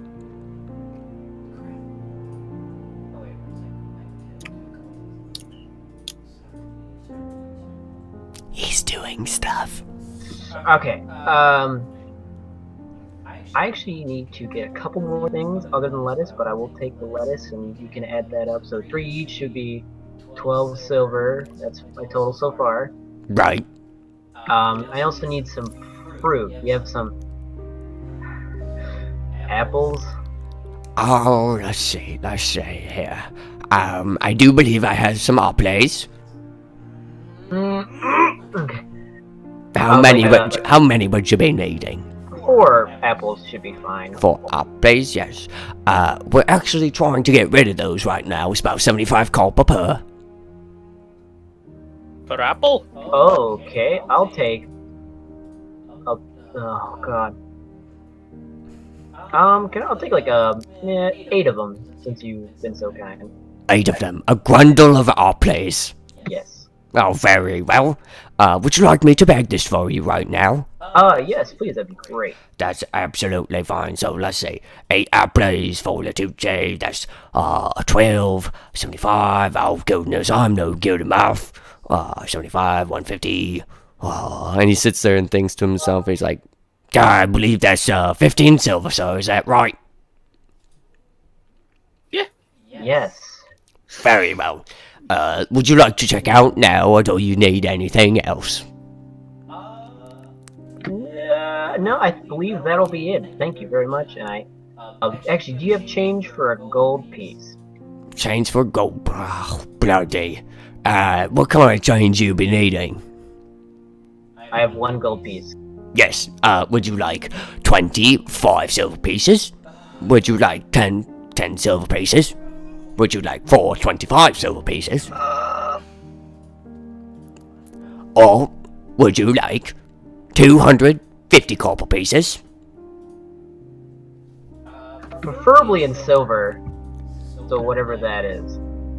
Well, it's about 100 silver to a gold. So, but what kind of coins you want? We got 5, 10, and 25. How much was the total again? 15 silver, sir. Give me 2 25s, 2 25s, 3 10s, and 1 5. 3, 10, 1 5. Alrighty, here you go, sir. He hands you the change. Go ahead and mark off that money spent in your inventory. And Thank you very much. Oh, my pleasure, my pleasure. Hey, you need any more fruit or vegetables, you come right here. We got zucchinis, we got squash, we got cantaloupes, we got pumpkins, we got apples, we got guapes, you know, the works. Also, just for Oh my god, future Nick, reference, shut up! what's your name? Yo, my name is Gimmel. Yes, this is Gimmel's Goods. My fruit. Thank you, Gimmel. And neighbor. I'm just gonna walk away. yes, as you're walking away, you can hear faintly in the background, blueberries, blackberries. Kill me. Can I sneak in there and kill him? You could, but there are law enforcement around. Shit, never mind. then. Where's Princess at this time? Also, by the way. Princess has been just kind of waddling behind you this whole time. A lot of people are looking at her. Some are kind of pointing in hushed tones, but then they look at you. Make a perception check.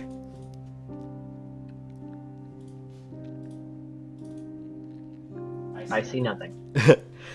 Faintly, you can hear a few whispers on the wind. That's the frog tamer. That's the frog tamer. That's the frog tamer right there. And once they kind of see you, they kind of calm down after seeing the frog. I'm gonna take one of the heads of lettuce of I'm assuming great quality. I'm gonna give it to kind of extend my hand towards to Princess, kind of like beckoned her to eat it. Okay, so you hold out the head of lettuce for Princess, and she kind of waddles for it, and just nudges your hand upwards with enough force that the head of lettuce shoots about 2 feet into the air, but you catch it easily. You could make an insight roll. I will. I will do that. Just that. Yeah. You could try feeding an appley. Bully. God, please. Can I make another animal handling check? I just want to make just for science. Sure. Natural 1. Oh my god. What the fuck, dude? Just making sure. Just making sure. It's one What to know. the fuck, dude? Roll another one. You're right. You're right. Just to make sure. Just roll another one. What? Okay. Burned his luck. Okay. All right. Cool. No, it's okay. I can. Okay. So So I'm gonna take an apple. okay. Do the same thing. Okay, so you hold the apple out in your hand towards Princess, and she looks at you, and you hear her release a snuff of air.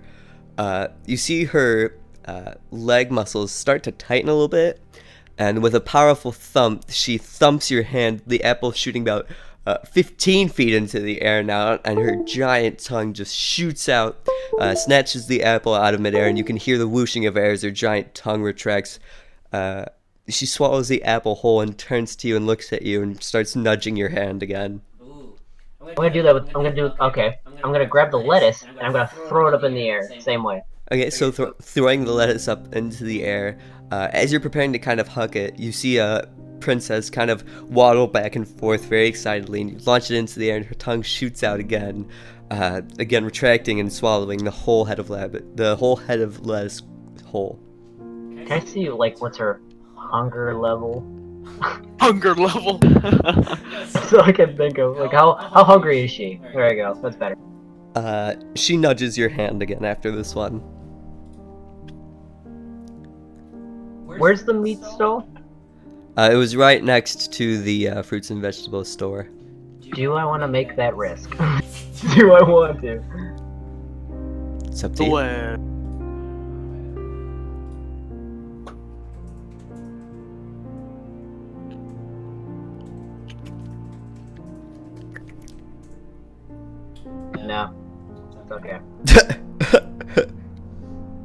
You know what? You're right. All right, I'm gonna go to the meat stand. I kind of they'll be like 1 second, kind of like put like a 1 and be like kind of like a wait kind of thing.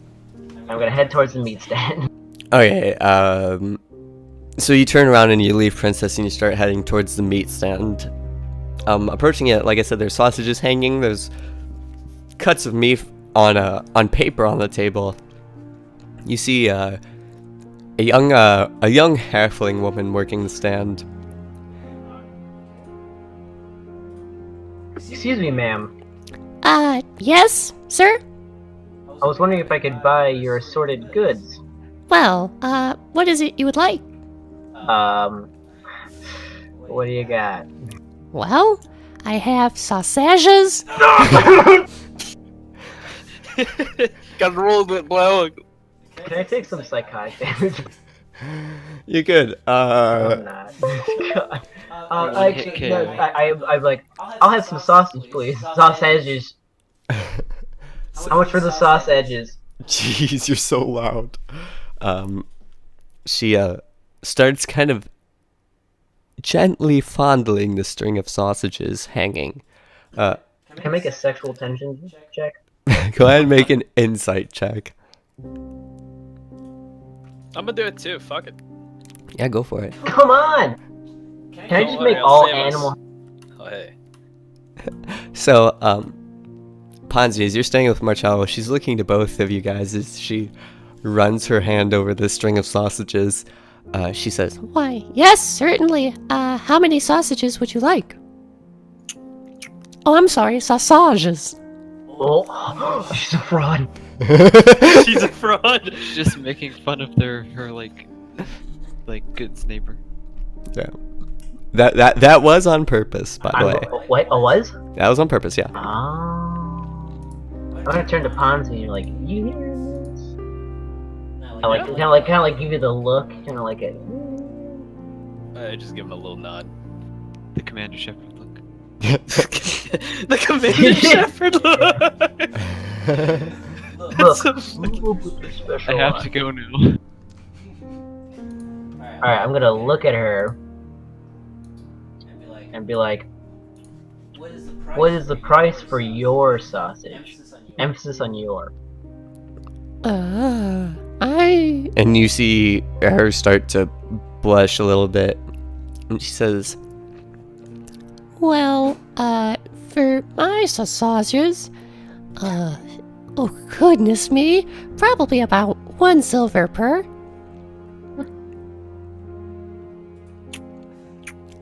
However, I would make a deal. and she starts slowly fondling the sausages again. What kind of deal are we talking about here? She looks at you. I lean in closer. She looks at you, and she was turned towards the sausages at this point, but now she kind of looks to the side over her shoulder and narrows her eyes a little bit and looks at you and says, Oh, I think you know. And winks. I lean towards Ponzi. And winks. I look towards Ponzi like, I think you might need to take one for the team. Actually, before that, can I make a investigation check on how hot she is? Sure, go for it.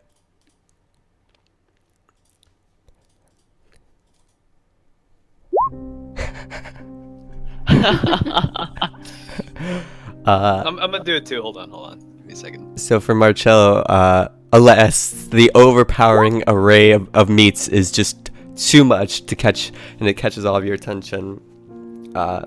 Ponzi, she's a halfling, so she's a little bit shorter than you, maybe by like a foot or so. No, just like foot and a half, 2 feet. 12 feet. No. She's decently attractive. Good form, long black hair. She flutters her eyes at both of you a lot. Luscious lips. She's got it going on.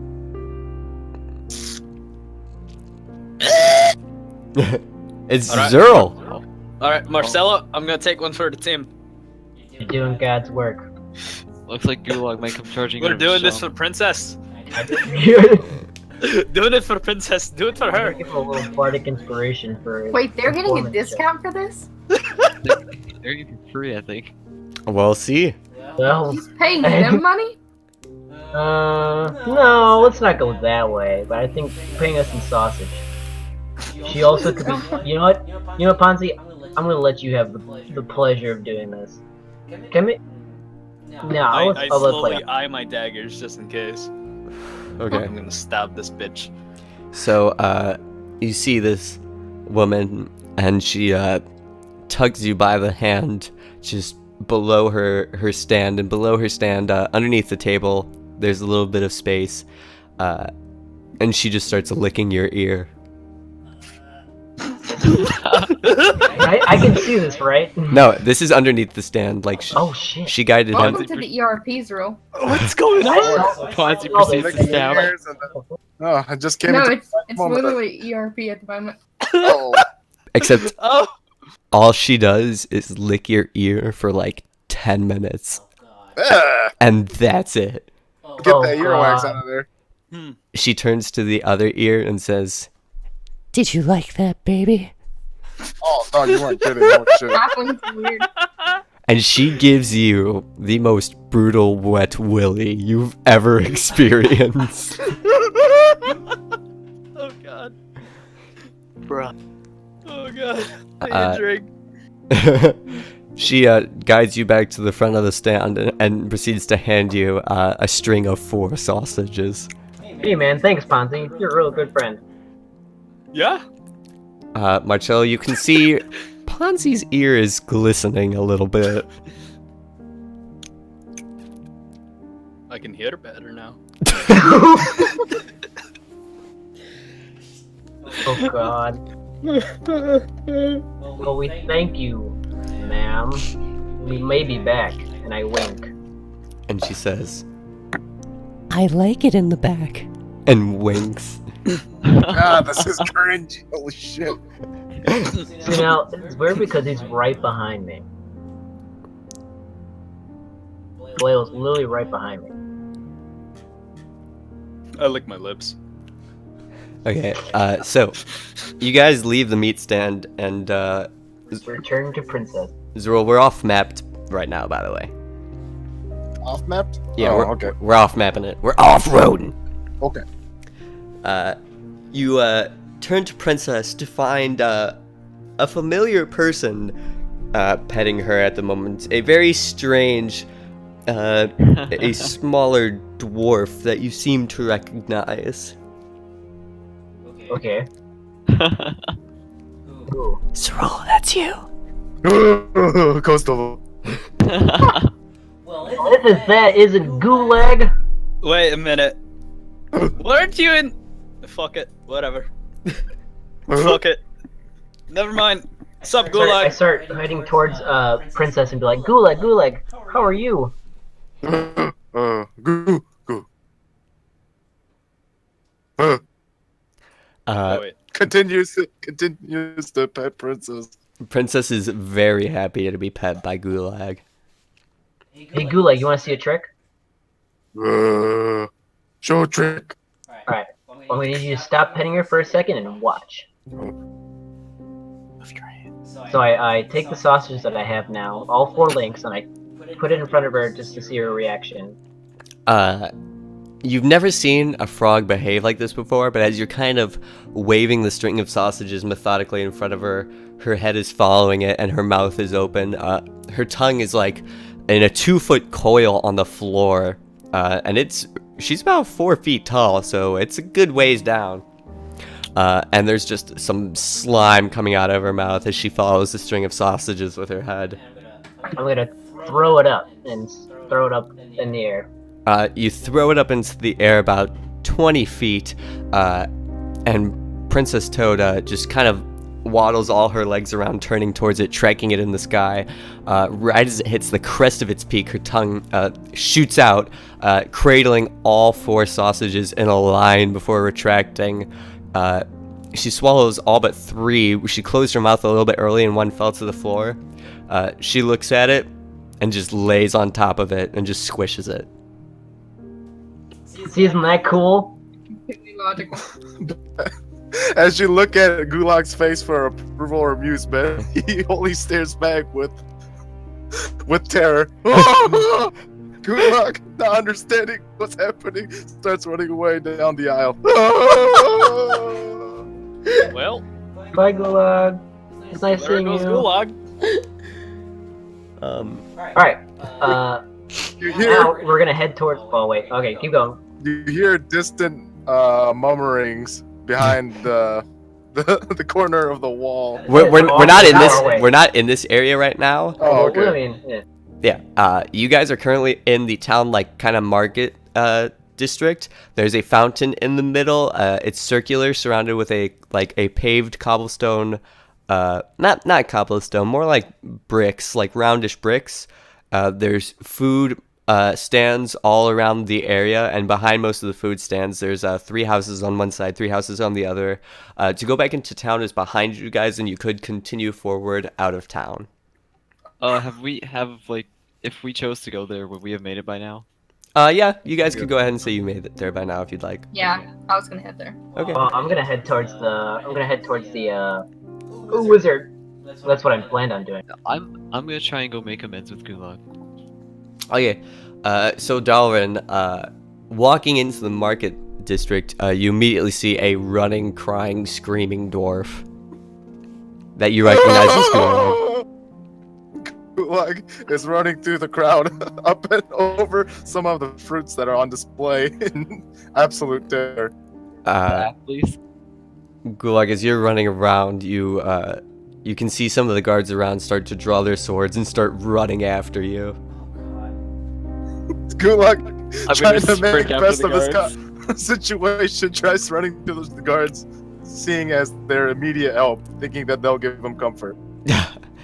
So, Gulag, you run to the guards, and the rest of the party knows you came late, but you run smack into the legs of Tim, the guard, and you kind of stumble to the ground, and he picks you up roughly by one hand, and he says, Oh, well, what do we have here? Oh, customer! I'm Gulag. Yes, I'm Tim the God. Listen, sir, you can't be running around like this.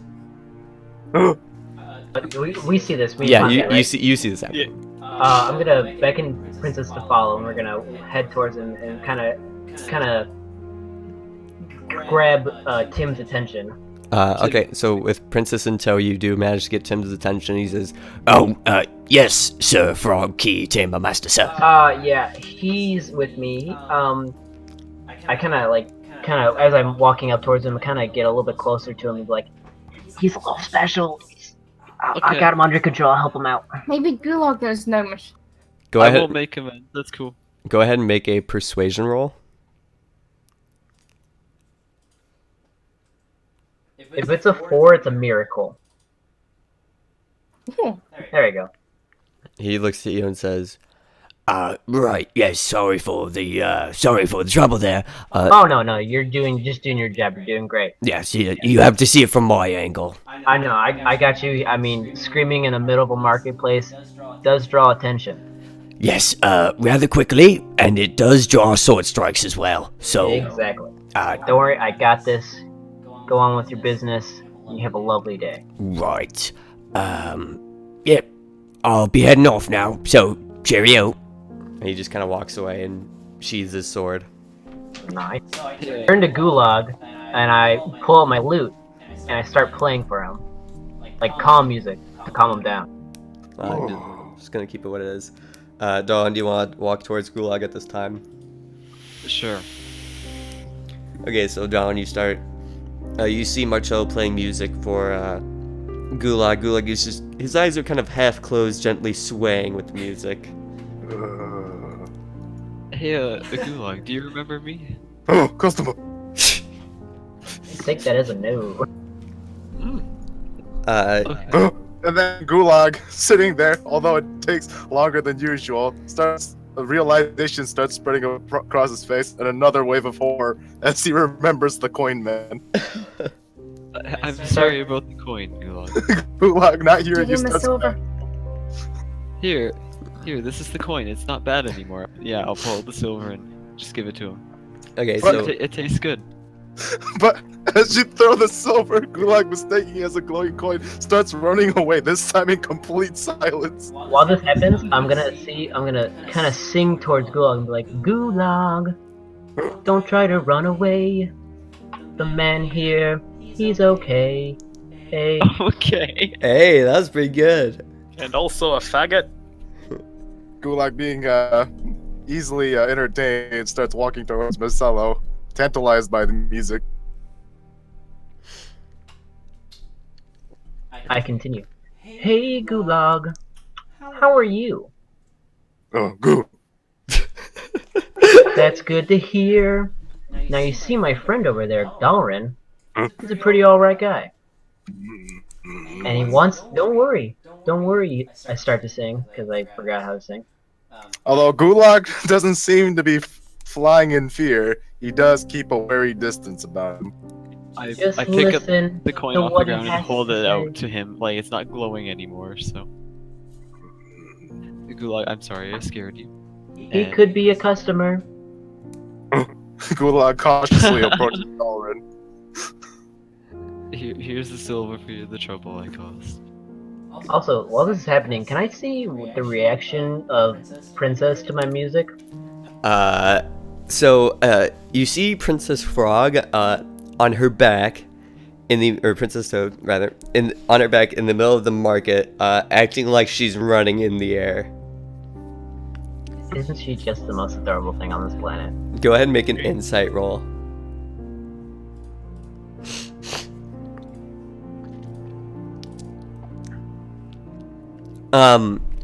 She looks to be asleep, kind of having dreams of being able to someday be a giant flying frog. Oh? I'm gonna write that down, actually. Yeah, that might be important. Interesting. Okay, at this point, I'm in the center of the square, sort of. Okay. And can I see what kind of shops are around me, other than the fruit and the meat stands? Either the stalls or like the actual house shops. The house shops. So you do see, towards your right, you see a blacksmith, you see another apothecary shop, and you just see a regular old house. Towards your left, you do see a house with a pointy hat sign, another house with like an armor and shield sign, and then another house with a bird sign.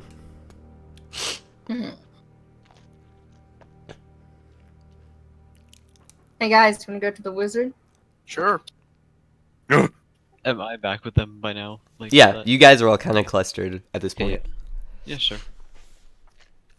I'm gonna go join him, Marcelo. Marcelo says, "Yeah, I'll go." And Princess follows along. Who, like, do you decide to follow along? So Is it a good idea to bring Gulag to a wizard or a magic shop? That may frighten him. It's a potential customer. He seems to be pretty good with magic. Remember the coin? As we turn the corner, Gulag sees the sausage that Princess was laying on, and immediately she seeks shelter behind Marcelo. Hey. Although he makes no noises, the party can already tell that he is silently screaming in the inside. Marcelo, Gulag is a bit afraid of the sausage and of Princess right now. The crust sausage, which is kind of smeared all over her stomach at this point. She's awake right now, right? No, she's still attempting to fly through the air. Asleep on her We back. were gonna go to the wizard shop, by the way. Okay. You guys go on ahead. I'm gonna try to wake up Princess and sort Gulag out. And then I hand Azani the... Actually, I'll keep the note. Oh, take Gulag to that meat girl by the stall. Oh, no. I don't know that, but look... Why, Ponzi? Just for a thing.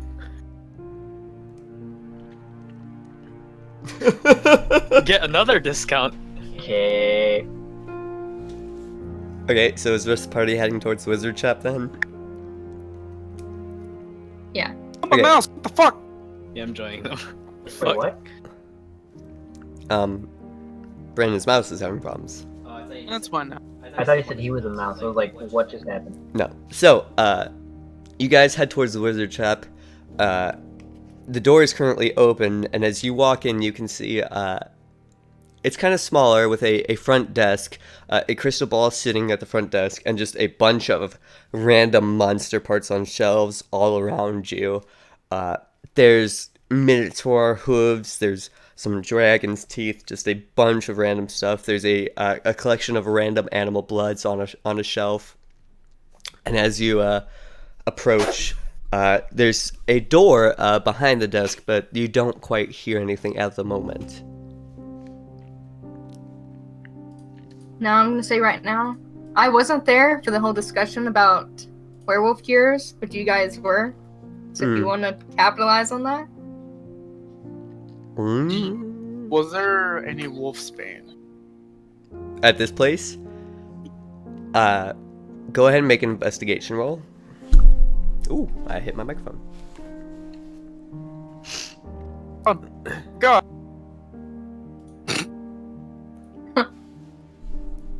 The mysteries of the magic shop are completely lost upon you. You can just ask Alamon. Being a barbarian, you don't quite understand. As you guys are sitting there, you see a giant puff of smoke from behind the desk, and a not overly loud noise, but it sounds like thunder and then a lightning crack, and a very old man with a pointy hat, blue robes, and a staff in hand appears in the smoke. You can see very thin gray hair from atop, coming out from under his hat. A very wrinkly old face. He looks at you guys and says, Aha! Did I get ya? Nice hat. Well, thank you. Yes. Wait. Who are you? Who am I? Man, Are you a wizard? Well, did you not just see that impressive display I just put on? You're a wizard, Alamon. I'm a what? Yes, I am Alamon the Wizard. Well, welcome to my shop. What do you need? Do you know anything about enchantment? Enchantment? Well, yes, my hat is enchanted, this orb right here is enchanted, my staff is enchanted, and the floor you're standing on is enchanted. Do you know how to enchant? Well, of course I know how to enchant. I'm a wizard. What kind of wizard? Do you have an enchanting book written in common? Let's say an enchanting book. Oh, and what kind of wizard? Well, I don't like to say that kind of information. But Oh, guys, we could trade him the gnomish one for the common one. And Interesting. Zubam might not know the difference. as he's looking under the desk, he comes back out, and with just another random puff of smoke, no noise, he says, poof! Ha! I thought that was a good one, didn't you? Yeah, well, it doesn't matter. and he just kind of waves his hand and dismisses it. I give a little golf clap. He bows and says, Oh, thank you. Yes, unfortunately, I don't have any books of enchantment right now. You have any black powder? Do I have black powder? No. I can't say I'm familiar with the substance. Do you have any black people? Yes, I do, as a matter of fact. How'd you know about him? The corrupted ones. Well, I just guessed. Yes, would you like to meet him? Sure. Very well. Krampus! and he claps his hands twice, and all of a sudden, a giant poof of smoke appears in the middle of the floor in between all of you, and you see a very bored, a black guy, about 5'7", dressed in a pointy hat, blue robes as well, and as he appears, he tosses out a bunch of confetti with the boredest looking expression on his face. He says, "Yes, it is I, Krampus. Welcome to Alamon's shop. What is it you require?" How much for him, Alamon? Alamon looks at you and It's says, as a joke. He takes it very seriously. He says, "Oh, for Crumbus. Let's say Crumbus has been my apprentice for... Crumbus, how old are you?" And Crumbus says, "I'm 27, sir." And says, "Yes, Crumbus been my apprentice for 43 years. I don't want to get rid of him."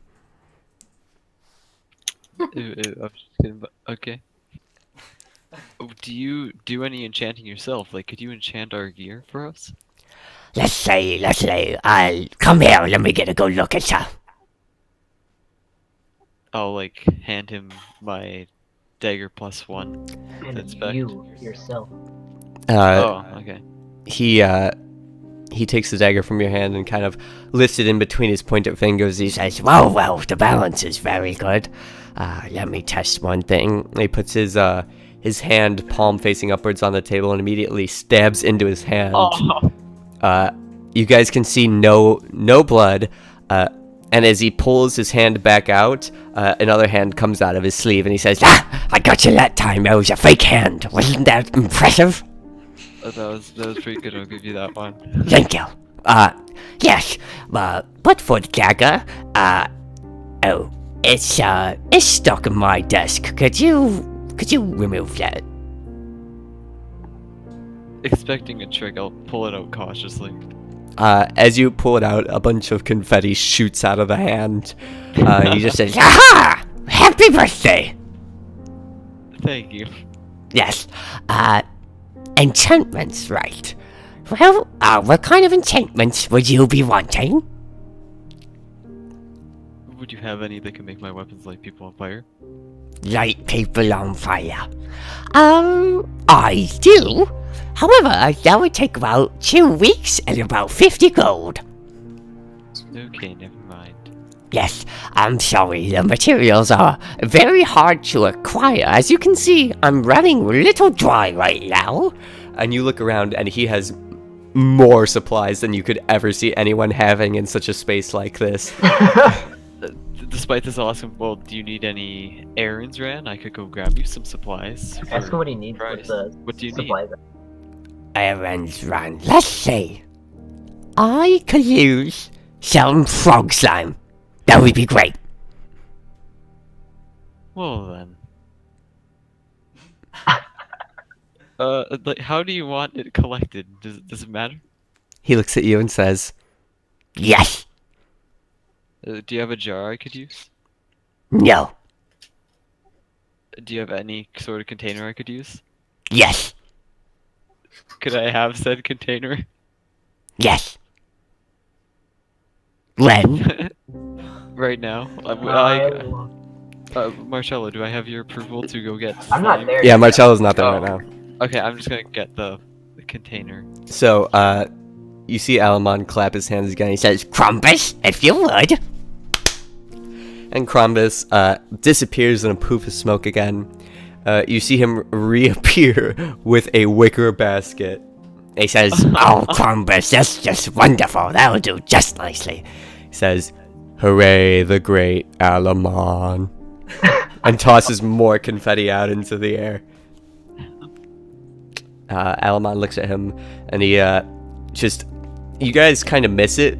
As you look at Alamon, you're turning around to face Crumbus, and all of a sudden, Alamon is just right there in front of him, taking the basket from his hand, which seems to surprise even Crumbus a little bit. And he says, "Yes, you sir. Your name was?" Dalaran. "No, not you, the black guy." And Crumbus just turns and says, "Sir, I've been here for 10 years. Could you please teach me the basic fireball?" He says, "All in due time, Crumbus, all in due time. You gotta do your errands first." He says, "Very well." And so he comes over to Dalaran and hands you the wicker basket. And as he places it in your hand, you look down at him placing it into your hand, and you look up and he's nowhere to be found. Turning around, you see him behind the desk, and he says, "Yes, I want you to thump a frog in the head with that basket." I thought you wanted the slime. "Yes, I do. It's a magic basket." So I just hit the frog on the head? Yep. I lean towards Dalrin in a whisper. This is hello to barnacles. Can I make an insight check? Sure. The leprechaun. Go for it. No, Rat. he'd be a pip. Elamon strikes you as unique. You're not entirely sure. Whatever he's saying, he seems to be honest. He does seem to be a bit of a jokester. But you're not sure if he's all there upstairs. Elamon, what will hitting the frog with the basket do? Will it kill the frog? Well, I've never really tested it myself. I'm not quite agile. And, to tell you the truth, I haven't seen so many people going around and hitting frogs in the head with baskets. Yeah, Alamon with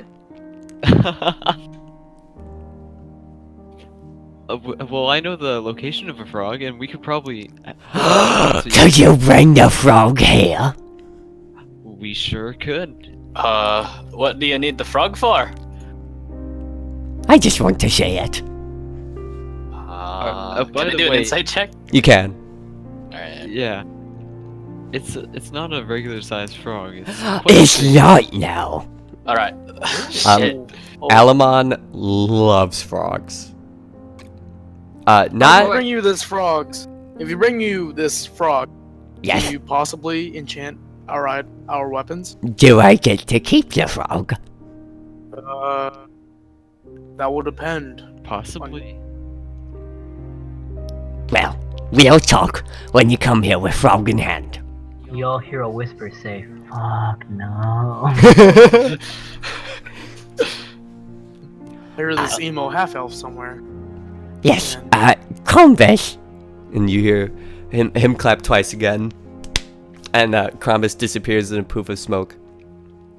And he comes back with a glowing chain.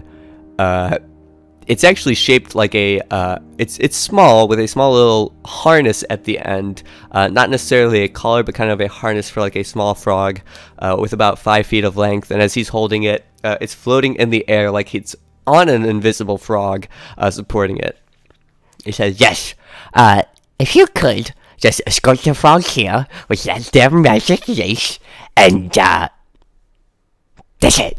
That's all you gotta do. We should talk to Marcello about this. Who is Marcello? You know what fellow we have? Yes, Quite odd. does he like frogs? Oh, he loves frogs. I love frogs. He loves frogs. Well, I would love to meet him too, if you could bring him here. Do we need a collar for that too? Well, no, just hit Marcello with the basket. Just one moment, Crumbus, if you would. Do you have something that can knock people out instantly? Before you say that, Krombus disappears in a puff of smoke and reappears, holding a giant pointy hat. And Alamon says, Yes, Crumbus, that's for the Marcello fellow. Yes, you sir, the half-orc. Something to knock somebody out. In what way? Pretty quick. Pretty quick. Well, yes. Do you want to thump them on your head? Do you want them to drink a magic serum? Do you want to stab them with a magic knife? What do you want? Go back to the last one.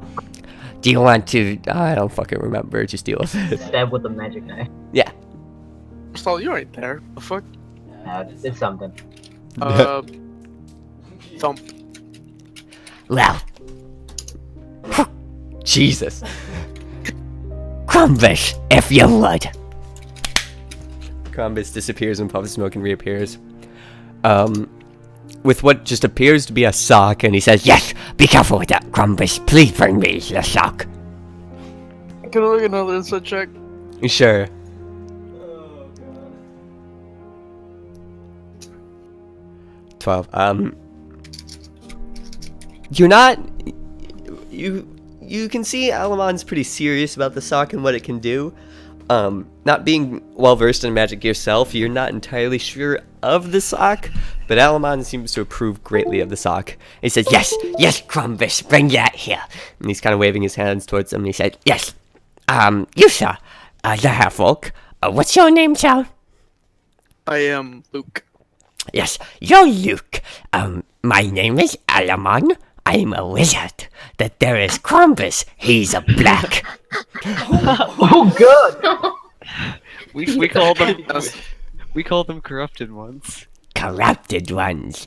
Krampus, do you like being called a corrupted What are one? dirt people? And Krampus looks at Alamon and says, "No, sir.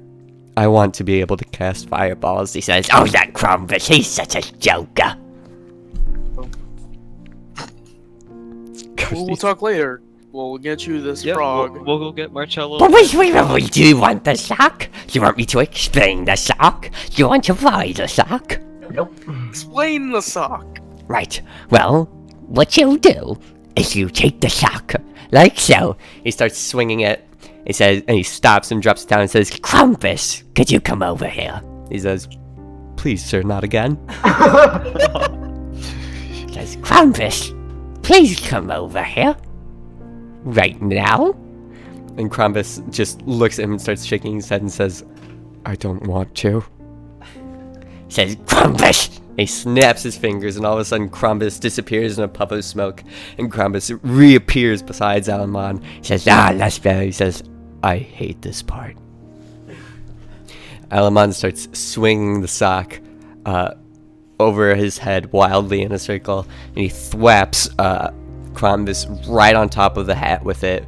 And you see Krampus disappear entirely once he's been hit, and the sock is still in Alamon's hand. He says, Oh, well, this wasn't the right sock, but would you still be interested? We'll talk later.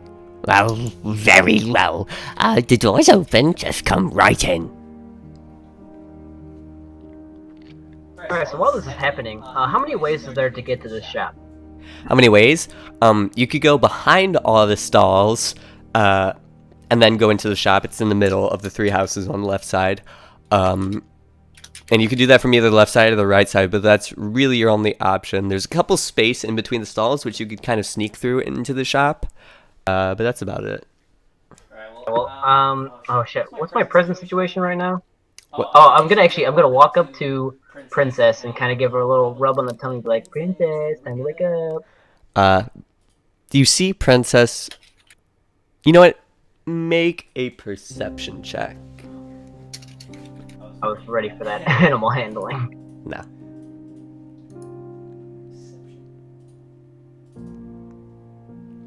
Okay, I need to whisper something to you. Nice. Whisper. I can whisper NPCs. That's so pointless. Yeah, you basically be talking to yourself. Do it.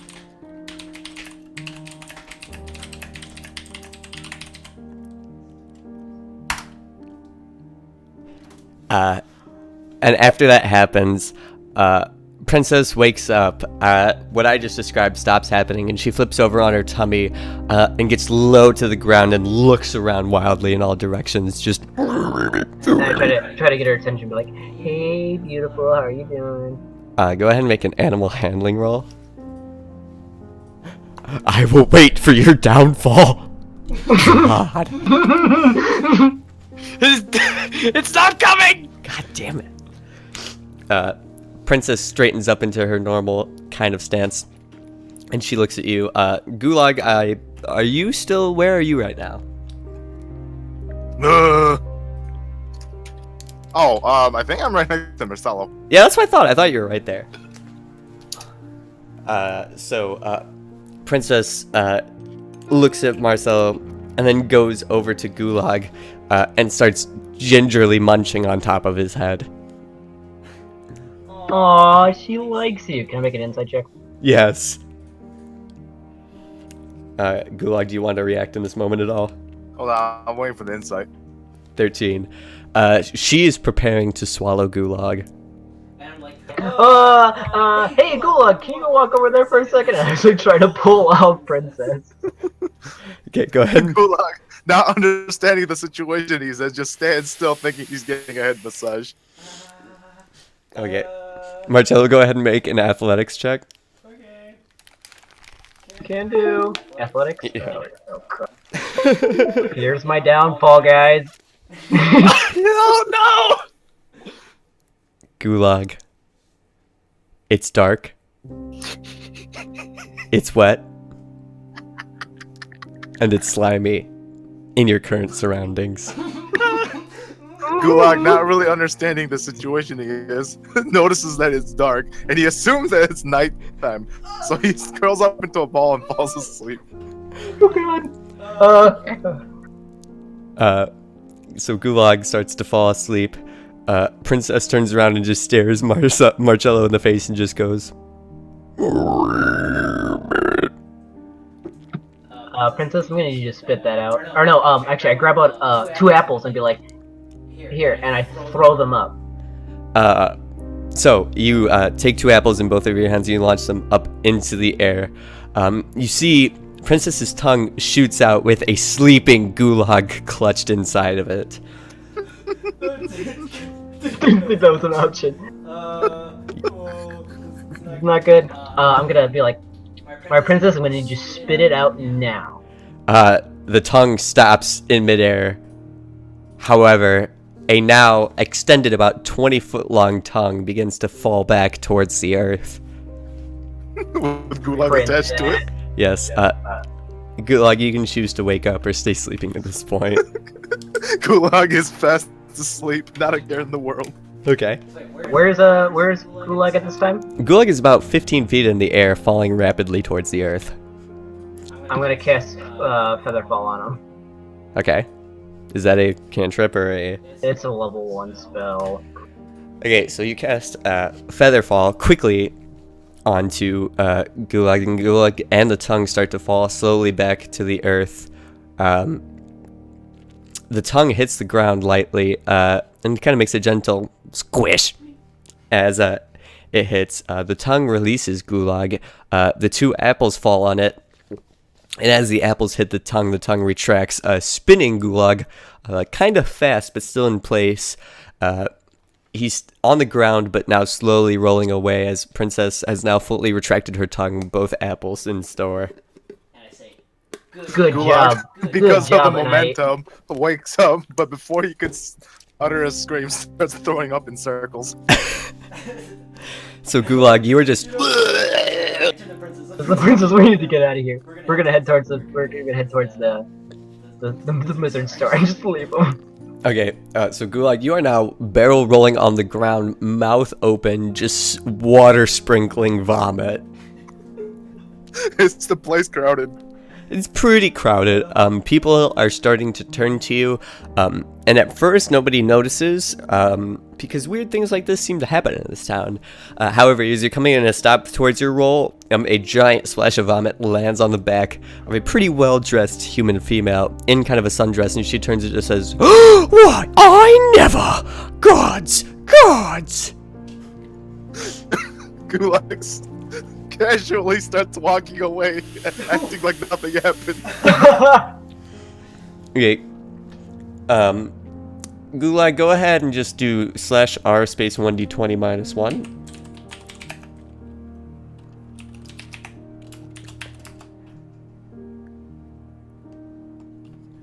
Okay. So you just casually start blending in with the crowd. What? Yeah. That will take us to the wizard shop. Marcello, you enter the wizard shop, and were the rest of you... Oh, I didn't meet up with them? Oh, they're there. Yeah, were the rest of you coming out, correct? Yeah. Yeah. So you guys, you kind of meet halfway between the center where the fountain was, and kind of close by one of the food stalls. And then you see Marcello with Princess in tow.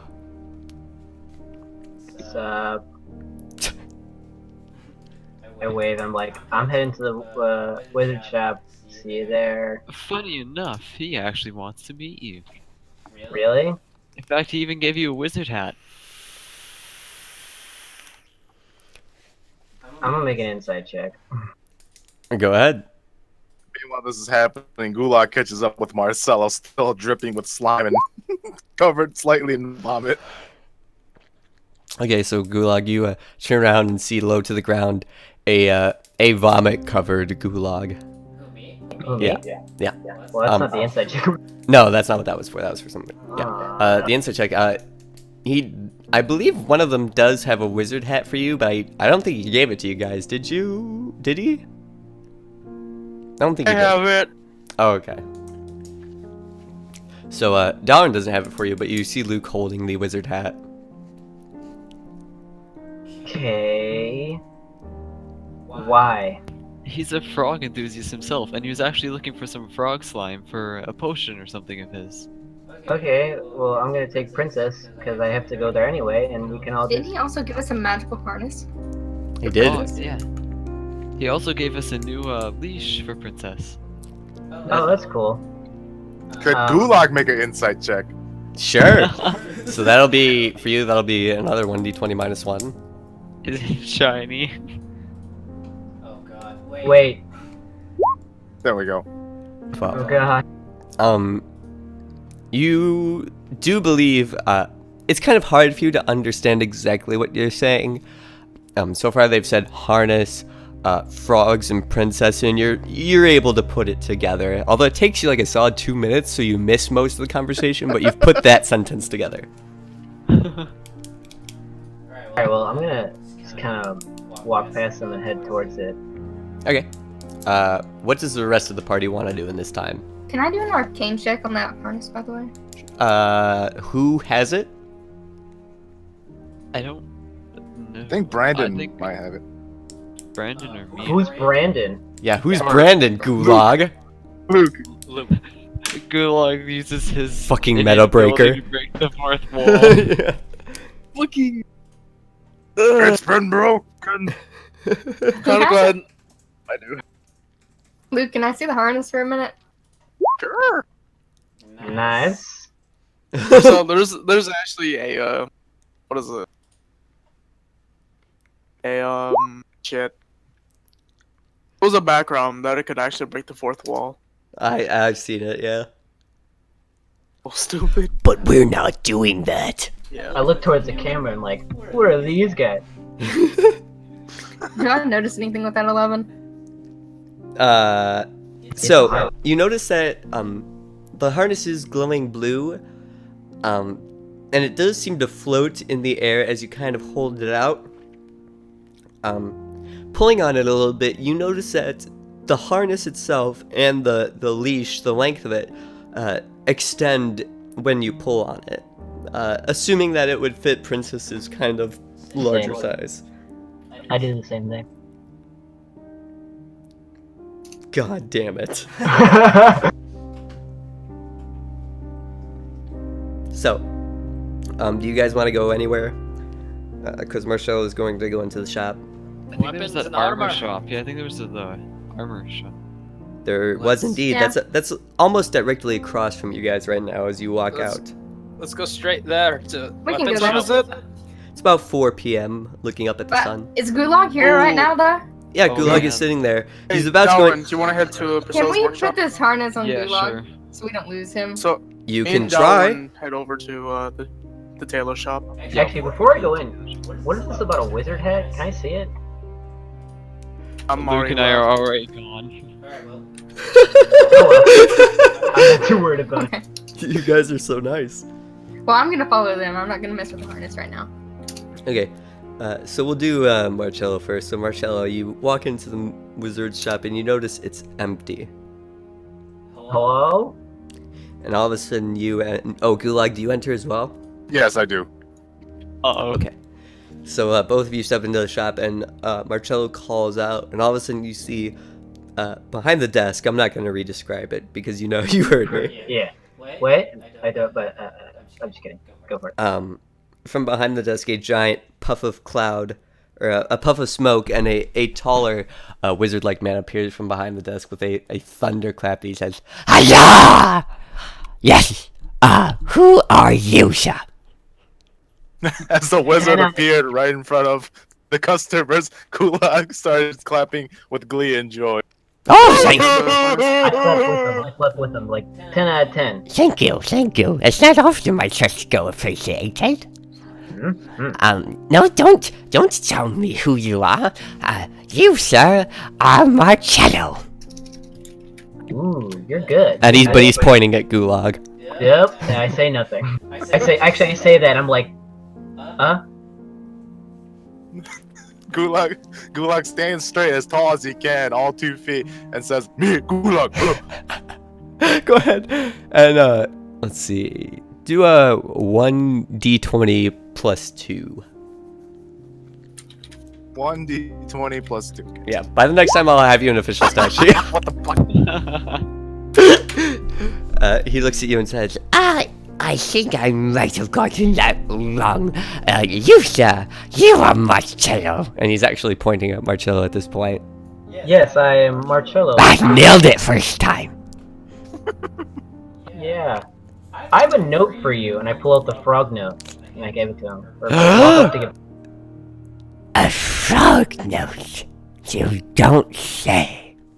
And he takes it and puts it on his desk, hovering his hands over it. He says, Alakaboo! and all of a sudden a giant puff of smoke appears. The frog note is still sitting there shaped like a note. He picks it up and taps his finger on it and unfolds, and he starts reading the note. And he's sitting there and kind of rubbing his chin with the note in his left hand. He's like, Yes. Yes, I see here. Yes. Oh, I see. Yes. Oh, a donkey. Well, interesting. Yes. so, and he puts the note back down on the table, kind of slapping it, and says, What do you require of Alamon? First, I turn around, I beckon Princess coming. Like, come on, Princess, come on, Princess. By the gods! Isn't she a beautiful creature? I've never seen a chameleon like this before. Yeah. Well, Me neither. as you turn around, you have noticed that, for the time being, Princess has turned into a chameleon. Princess, no! Princess, what has happened to you? Elamon looks at you and just says, I don't understand. What is it? What did you say? I don't understand. What is it? It's a chameleon? What's that giant frog you have there? and it turns, without you having noticed, it has turned back into Princess's regular form. I'm gonna give him that look like, you're good. You're real good. He looks at you. Go ahead and make a perception check. What's in the store? So in the store, there's a bunch of random assorted monster parts.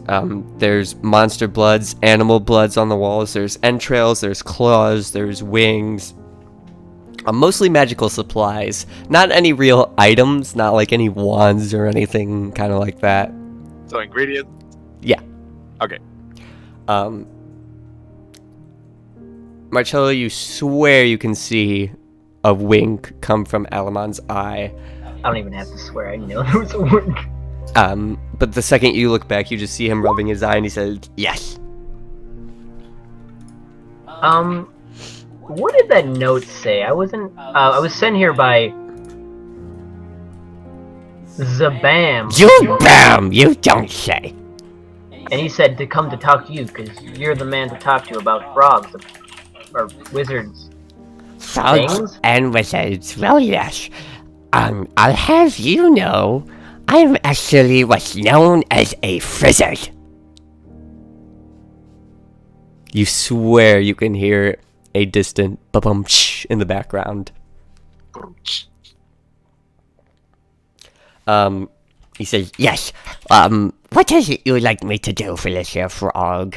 Well, I'm trying to make her my pet, and it's been going well, but you never know. Frogs are pretty unpredictable creatures. Ah, yes. Well, just one moment, please. I have a black guy. Crumpus!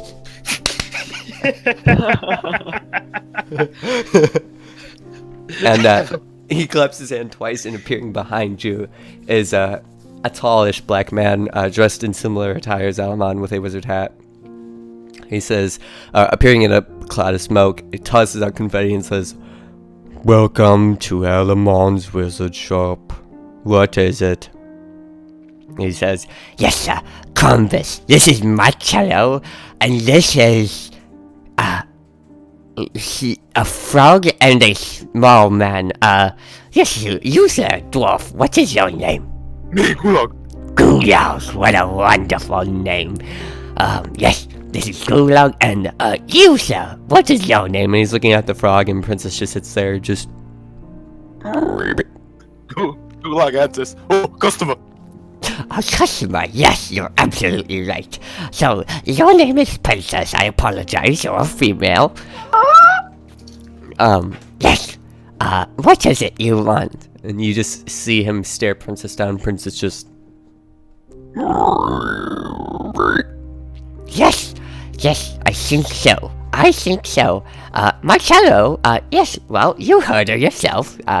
You know all you need to know now. I'm gonna make an insight check to make sure that I truly know what I need to know. You have no idea. I have no idea, you're right. I'm gonna be like, for future clarification, could you tell me just in case I forget? What? Do you not speak frog? It depends if I learn that spell or not, but no. The spell? Well, don't all young boys and girls learn frog growing up? You know, I may have skipped frog school. I was sick, it happened, I missed the whole lesson. Go ahead and make a deception roll. While this is happening, Gulag seems to be fixated on an object in the back shelf, staring intently. Okay, noted. So, Alaman looks at Marshall and he's like, yes, well, you don't need to lie to me. Alright, you're right, I'm just a bad student. I'm a great frizzard. Could you teach me the ways of frizzard? Or at least frog? No. I cannot. Okay. You see, you have to have an epididymal. A what? Oh, it's that thing in your throat. It's not the epiglottis, it's not the larynx, it's the epididymal. It's the thing that makes the proper sounds and let you speak frog. Oh. Yes. You sir, dwarf Gulag, what is it you're staring at, sir? No. Oh, I see what you're looking at. Here, sir. Just one moment. He takes off from back, kind of hanging up behind him on the wall is a very shiny silver amulet. And he's kind of showing it for you, Gulag. While this is happening, can I get closer to Krampus and be like, kind of like lean in and like, are you okay? It's Krombus. Krombus? Kind of like leaning in like, are you okay, man? He looks at you with a very bored expression and says, I've been here for 10 years, trying to learn a fireball. I have not learned a fireball.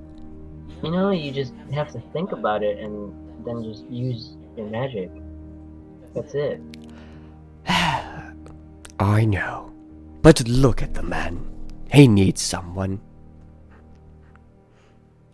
And at this point, you see now Alaman and Gulag have gotten into a little dance with the silver necklace kind of like swinging in it. I look at Krampus and like, or Krombus? Krombus. And I'm like, you're doing God's work. I know. Thank you. I could do an insight check, right? On... For the silver necklace? That's more of a... Perception? An arcana or investigation check. Which one do I roll? So arcana is more like magical item check, like sensing magical energies and investigating magical items. Investigation is kind of checking for intricacies of things or looking for something specific. So arcana check then, definitely. Okay, for you, I need to check something. Hold on. Oh, for you that's a 1d20 minus 1, unfortunately. I was hoping it was wisdom for you, because your wisdom I thought was pretty good. Oh, hey! Shit! I'm going to whisper you something.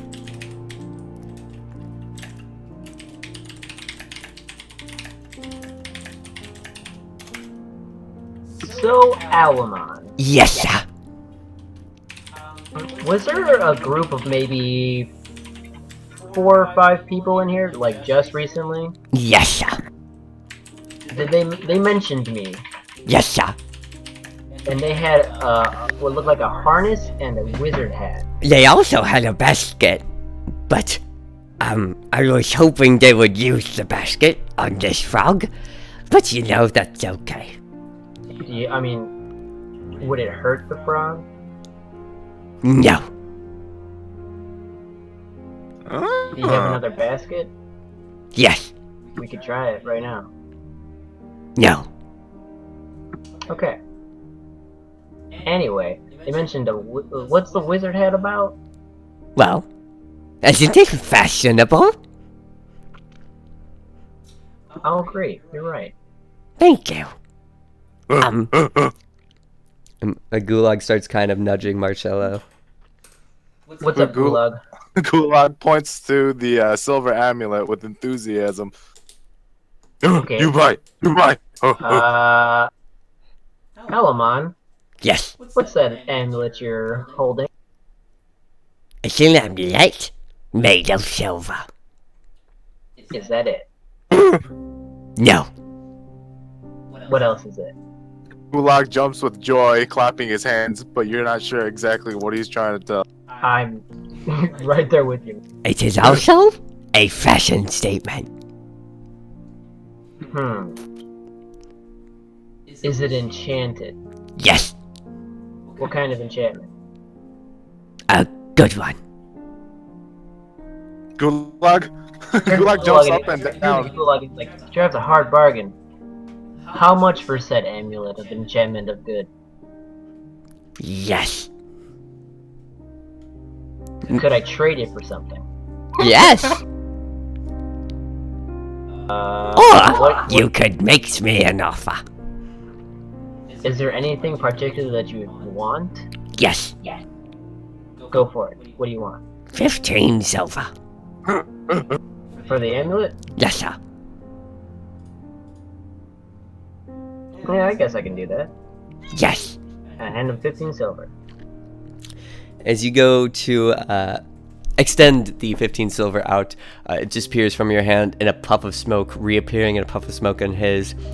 You find you are suddenly holding on to the amulet, and he says, Wonderful. Can I make an insight check on that wonderful? yes. Oh, I'm While sorry. This is happening. Yes. Gulag seems satisfied with the purchase, understanding from one merchant to another. Ah, yes. What kind of wonderful was it? He's a bit sad to have let it gone, but is more interested in making money at this point. You can tell that he doesn't get business that often, and it's very hard for him to make deals. Aww. Can I make a perception check on what's around me that may pique my interest? Sure. Also, while this is happening, I'm gonna be like, here you go, Gulag. No! Gulag doesn't seem to be interested in the necklace, but I could do that, right? Yeah. Like, describe what I'm trying. Gestures to you to put it on. Did you just say gestures? Gesture. So looking around the room, yeah, there's a whole bunch of magical supplies. Not really any armor or weapons or anything like that per se. Just more like magical menagerie stuff. Like there's dragon's teeth, there's random monster and animal blood, there's wings of assorted kinds. So, Alamon, Yes, sir. is there anything you have that could let me talk to frogs without learning? No. No, sir. Now, like an amulet of speaking animal? No, sir. Oh. Potion? No, sir. Could you teach me the spell? No, sir. Could you teach me Gulag anything? at this point is jumping up and down furiously. Alright, excuse me 1 second, Alamon. Yes, sir. I turn to Gulag and I say, yes, Gulag? Gulag repeatedly gestures you to put on the amulet. I'm back. I'm gonna use an insight check to see if he's... Go ahead. Actually, can I do a perception to see, like, what the fuck he's doing? What Gulag is doing? Yeah. He's right next to you. You can obviously see it. Alright. But can I understand it? Yes. Alright. Alright, Gulag. Why do you want me to put on the amulet? Me, Gulag, you, customer. He ambles on to Princess. Customer, talk, customer, and gestures between waves to you and then waves to Princess. Alright. I'm gonna put on the amulet. So you put on the amulet. You don't feel any different. Alamon is still looking at you and he says, Yes, sir. Okay. I'm ready. Ready for what? Give me a second. Just waiting. Waiting. Alright, nothing has happened. I'm good. I'm gonna take a step forward. towards Alamon? Yes. He looks at you and says, Well, do you need anything else of me?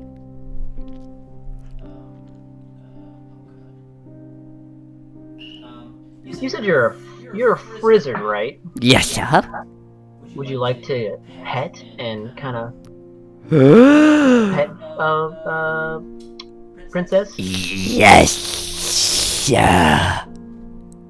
and immediately, a cloud of smoke appears, and he disappears inside of it, reappearing next to Princess Frog, and he's just rolling on the ground with Princess Frog faster than you can see. Both of them seem very happy about it, both kind of hugging each other. This goes on for about 2 minutes before he gets up and takes his robe off and his hat off. You can see his undergarments. He says, Well, that should be all the frog slime I need. That was enjoyable. Thank you. Oh no. You're welcome. Yes. Don't Yes. you usually pay for those kind of services? Well, you're lucky I'm not charging you. This frog slime right here. Yes. Yes. I come back in about 2 hours, and I will have something for you. Yes. Alright. Oh, I'll be back. by the way, Yes. that amulet will help you out with the frog. Thank you, Elman. You're welcome. You're awesome, and I love your magic tricks. Thank you. I turn around and head out the store, and I beckon for Princess to come out. Come on, Princess. Princess seems to very obediently get up. She was on her back and leap out the door and start to follow you out. Nice. It's going to take us to those who left the magic shop, the rest of the party. What are you guys wanting to do? It was time for Luke and Delrin to get their clothes. I believe so. And then wasn't somebody going to the blacksmith? I wanted to do that, but I think we all were going to the blacksmith, right? Yeah. I mean, you Not guys the could. blacksmith, but the armor shop. Yeah, you could. Yeah, there's different things. The blacksmith is more like a general crafting type thing, taking special orders. The blacksmith, you saw a sign of the armor shop, you saw a sign of armor and a shield. So those are more finished goods and don't take too many special orders. How much does the amulet weigh?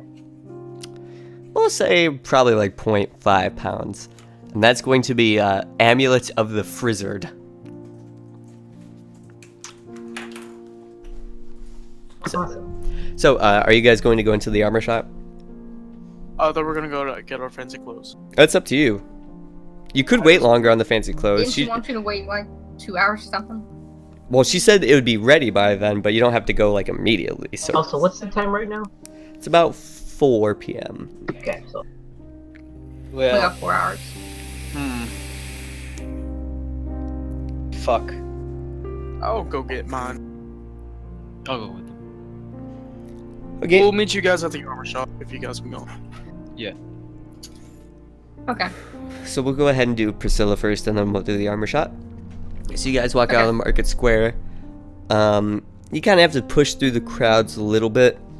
Takes you about 5 minutes. You wind up back at Priscilla's pristine fine clothings.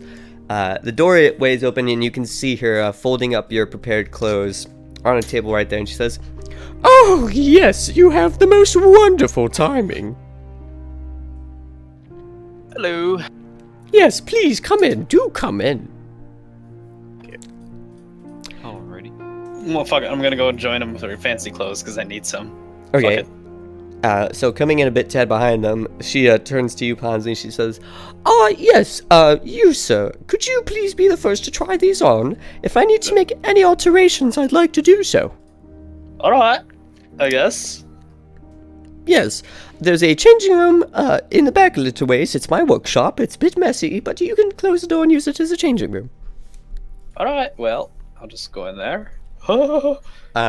somehow, entering the room and closing the door, you start to strip off your armor and put on the fancy clothes.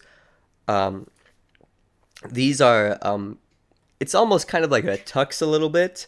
It's got kind of a longer conductor's tail on the back of it, but it seems to fit perfectly for you.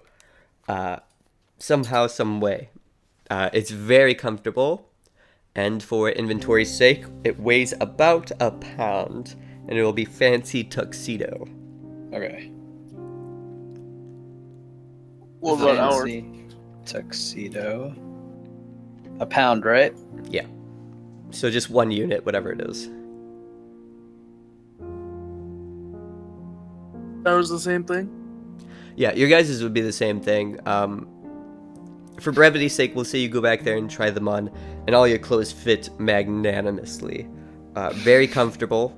All of them just fancy tuxedos. They weigh 1 pound. So as you guys are kind of sitting there, hold on.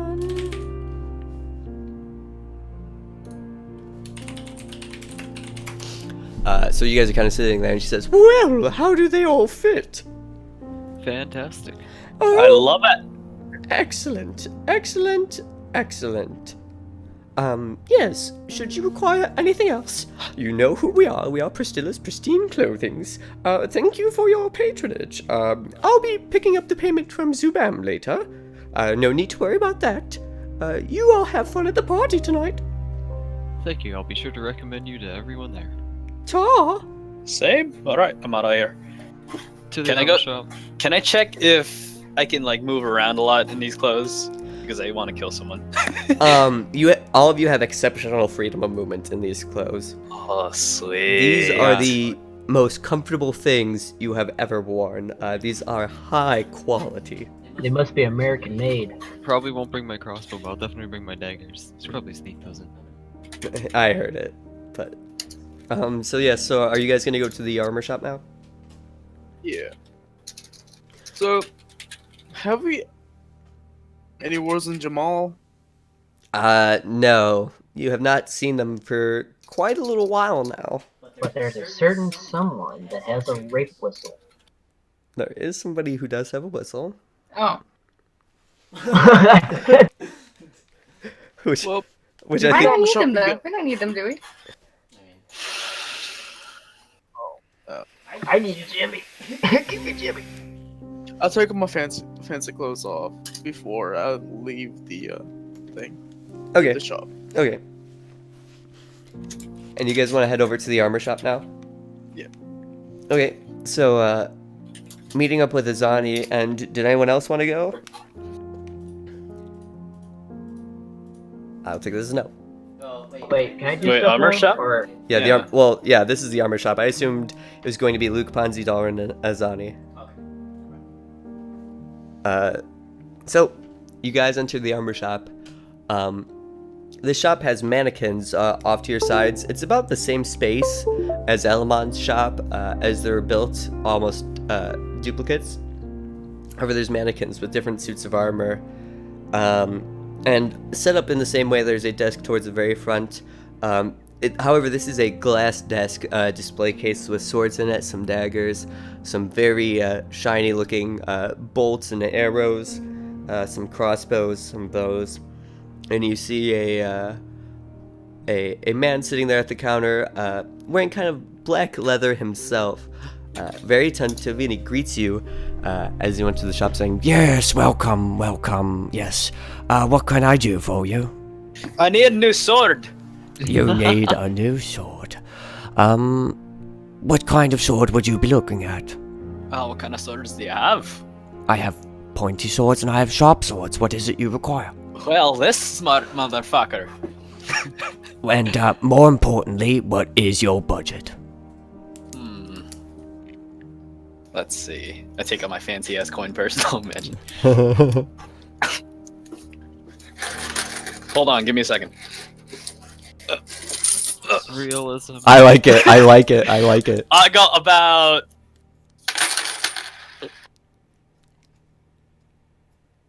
32 silver. 32 silver.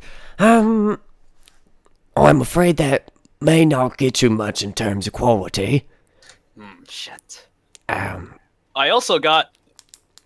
Fuck, never mind. No. Or I could perhaps, if you did a trade-in, we might be able to get something going there.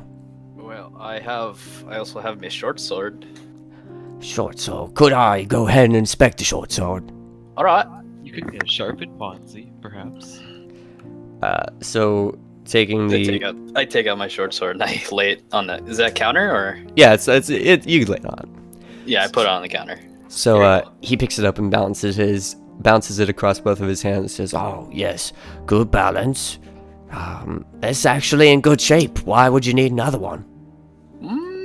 Just seeing if you got anything better. Well, we got lots of things better. I'll tell you what. I could walk this one through the forge. I'll take this sword and I'll upgrade it for about, let's say, 30 silver in about an hour. Alright. Would you be able to do the same to one of my daggers here? Let's say, could you hand me the dagger? I'll hand him, like, the regular dagger, not the dagger +1. Okay. He looks at it and says, Well, see, the problem right here is, if I'm working on his sword, which is about an hour, I still gotta work on your dagger, which is about an hour. And 30 silver. And... Well, that's just it. I can't work on both of them at once. I know that. You got 2 arms. Do you have any daggers made? Well, I've got all kinds of daggers made. What kind are you looking for and what's your budget? We got about a gold and a copper. One. And... Oh, go on. And, just a dagger that is used for stabbing. A dagger used for stabbing.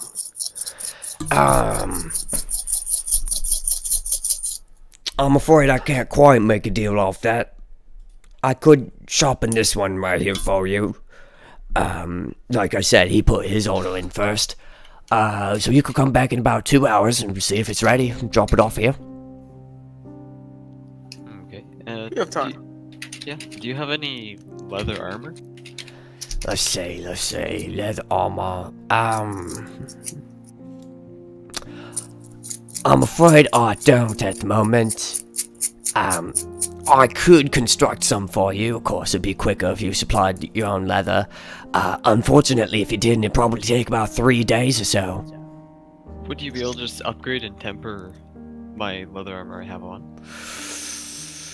The problem is, I got a grinding stone for me swords and me daggers and whatnot, me axes. I don't have any leather tempering equipment on me right now, just for making it, not really reforging, retempering, anything like that. Might be more of a job for the blacksmith. Alright, I'll check the blacksmith for that then. Yeah, sure, I'll leave you my dagger. Wonderful, that's 30 silver, sir. About 2 hours, like I said. So I'll give him a gold piece and just take 70 silver in exchange. Okay, so you get back 70 silver. He says, thank you for your business. You two there, would you require anything else? Pointing at Luke and Azani. I will walk up and ask, do you have anything you have any unique battle axes, perchance? Let's see, a unique battle axe. Let me see what you got right there. Okay, I'll set mine on the counter. Okay. He looks at it and says, Oh, all your weapons is in good shape. I don't understand why you'd want a different one. Yeah, I might have something in stock for you, but what's your budget? I can pay a few gold. I'll tell you what. I got me a battle axe +1 in the back room. I'll charge you about a gold 50 for it. Okay. Would you like to buy my own battle axe? And he looks at it and says, Tell you what, if you trade that in, I'll knock off 30, we'll call it a gold 20. Sounds good. Very well. so he goes into the back room and gets a battle axe +1 and says, Yes, here it is. Is this quite alright for you? Perfect. Wonderful, thank you. Here you are. He hands you the battle axe +1 and holds out his hand for the money. I will hand him the gold and 20 silver pieces. Wonderful. He looks at it and says, Thank you for your kind patronage. You said half-orc, would you be liking any business? How much are you willing, man? Do you want to buy these 2 hand axes? Let's see. Give him here, let me see him. Hand them. he looks at him, he says, Oh, these are in pretty okay condition, don't look too much used. What kind of prices would you expecting to get out of them? I don't know at all. I tell you what, if you want my honest opinion, they're worth about, I'd say 40 silver. I'm willing to pay about 35 for the set. I like 40. See, the problem is, you gotta understand this from my perspective. They're worth 40, I buy them for 35, that leaves me 5 silver profit. I can't buy them for 40, and then sell them for 40. I'm not making any profit. About 37. make a persuasion roll. Rick Harrison. He looks at you and we'll give him a chance to defend himself here. Hold on.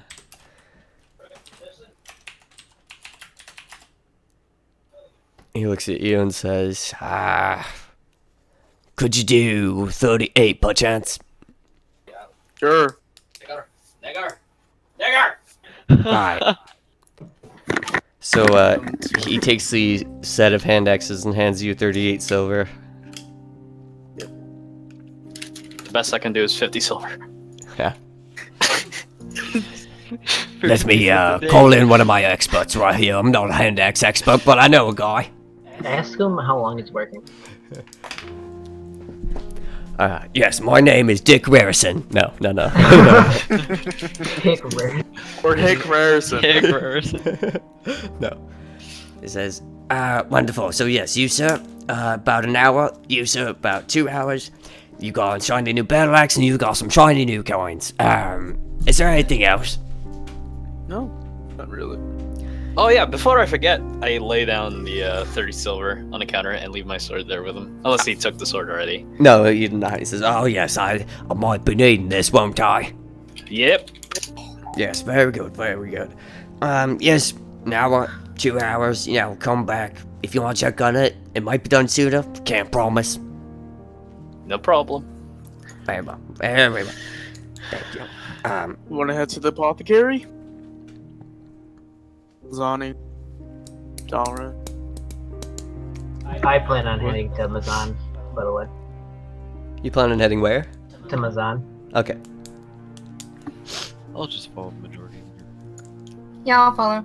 Alright, let's I think go I'm to done apothecary. shopping for the time being. Gulak, Gulag, what are you doing in this time? Gulag is standing there picking his nose, not unsure of what's going on. Okay. They're going to go back to where your shop was. However, you were currently some type of enigma to the group. And like the guard said, what was your shop actually is owned by another person. Mm-hmm. So I didn't know if you wanted to just wander off or go there. Gulag seems satisfied with just staying there picking his nose, but I'll return to the shop. Okay. So all of you guys make your way towards what was Gulag's shop, so you're not quite sure what to expect. You know Gulag's with you.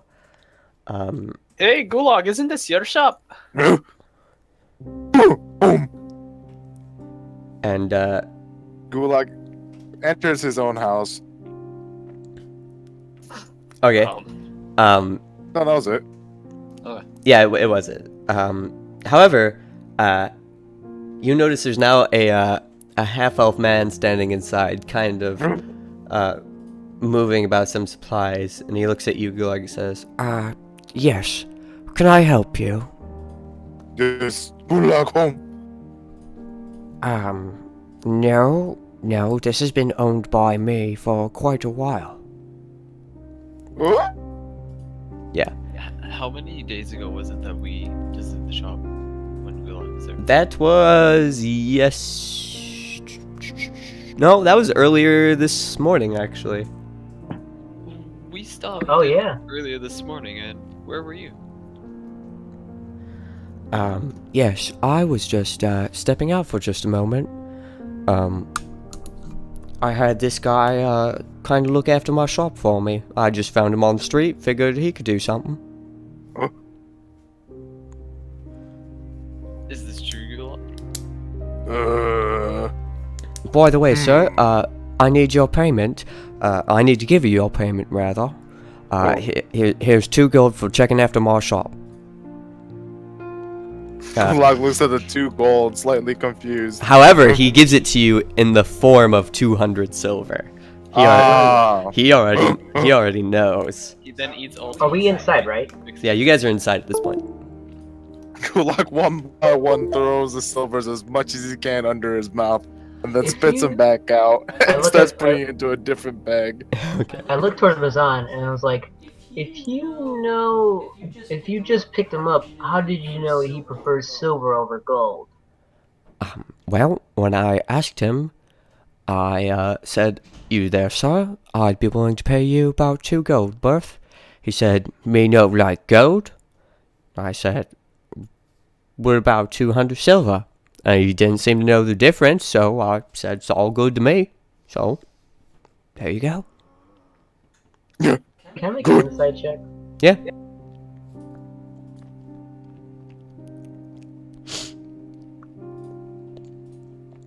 For the record, I've never heard Heath Ledger talk in my lifetime. I'm just rolling.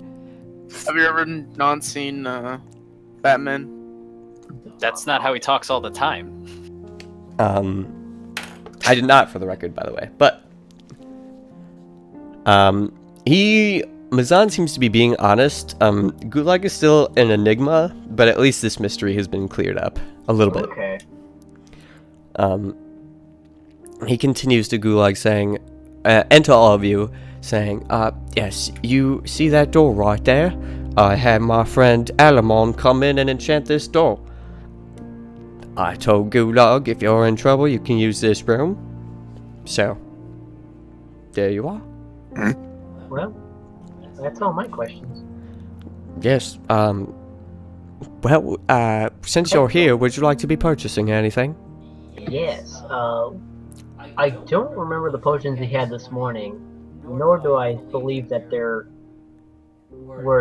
were actually the potions that they were. Oh, they were the potions that they were, but I just had Gulag go into my scrap box and just kind of pick out whatever he fancied.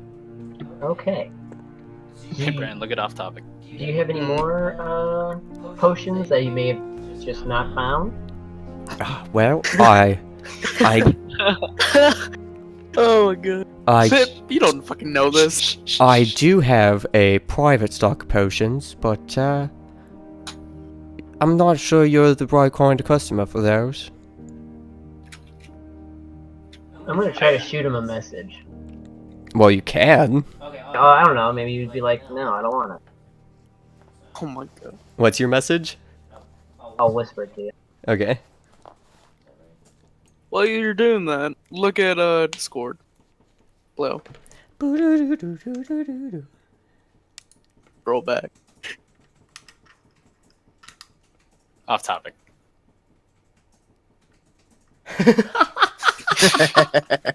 You don't fucking know this, Zerul. No, I heard stories about you. That's so funny. Tulukana, you have more? Oh god. Egg rolls. He looks at you and says, Oh, maybe you are my customer. How do I know you got the money to back it up? You don't? And nor do I. What? But I think I can be. I think I can help. I think I can help you out. I think I got the money for it. he looks at you and says, Very well. Come into my back room. and he guides you towards the back room that Gulag had hidden in. There's no more any runes or sigils or anything on it right now. I still remembering the door and what happened to Darwin's crowbar. I'm still gonna be a little hesitant, but kind of just tiptoe through the threshold of the door. Okay. You mean tiptoeing your Jordan? Yeah, that. So as you're tiptoeing in, for the rest of the party, the door shuts, and you can faintly hear what's being discussed, but you can't quite make it out. Oh, shit. god! My liver. We're supposed to Okay, have the alchemy book. So for Marcello, you can see a desk in the back room, and he reaches under the desk and brings out a treasure box, producing a key from out of his pocket, and he opens this small little box. He opens it up, and you see one gold potion, one light blue potion, and one dark green potion. He says, Well, do any of these strike your fancy? Can I make some sort of check to figure out what they are? Like if I would happen to know? sure, go ahead. Well, that would be more of a survival check, we'll say. Got it. So noticing the confusion, he's looking at you and he says, Oh, it's okay. so we got right here, we got a potion of animal friendship. Lasts about an hour. We got a potion of growth, which enlarges you for 1d4 hours. What is 1d4? Yeah, wait, excuse me? Potion You got a growth. potion that makes your dick bigger? You currently can't hear what's being said. Fuck. Oh, okay, never mind then. Shit. He says, Now, this last one right here, this is a potion of hill giant strength.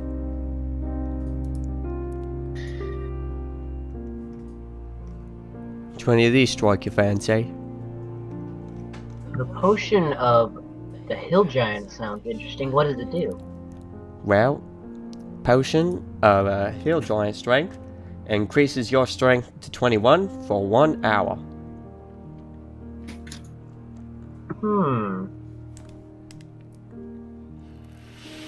I think I could use that to my advantage. Very well. How much are you willing to pay for it?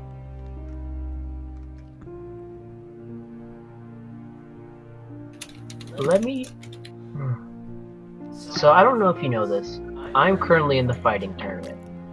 Are you the frog tamer? Yes, I actually am. Oh my goodness. I bet on you. You made me a lot of money, sir. Could that be his payment? Unfortunately, no. Alright. But I do get some winnings. And from what I've heard from So bam, at the party tonight, I should be getting something. I'm assuming it would be money. I don't know what else they would give me. Well, that man's liable to give you anything. But I'll tell you what. You got how much you have on you? Right now, I have currently on me. I have 70 silver. Well, tell you what. I'll charge you about 50 silver for it.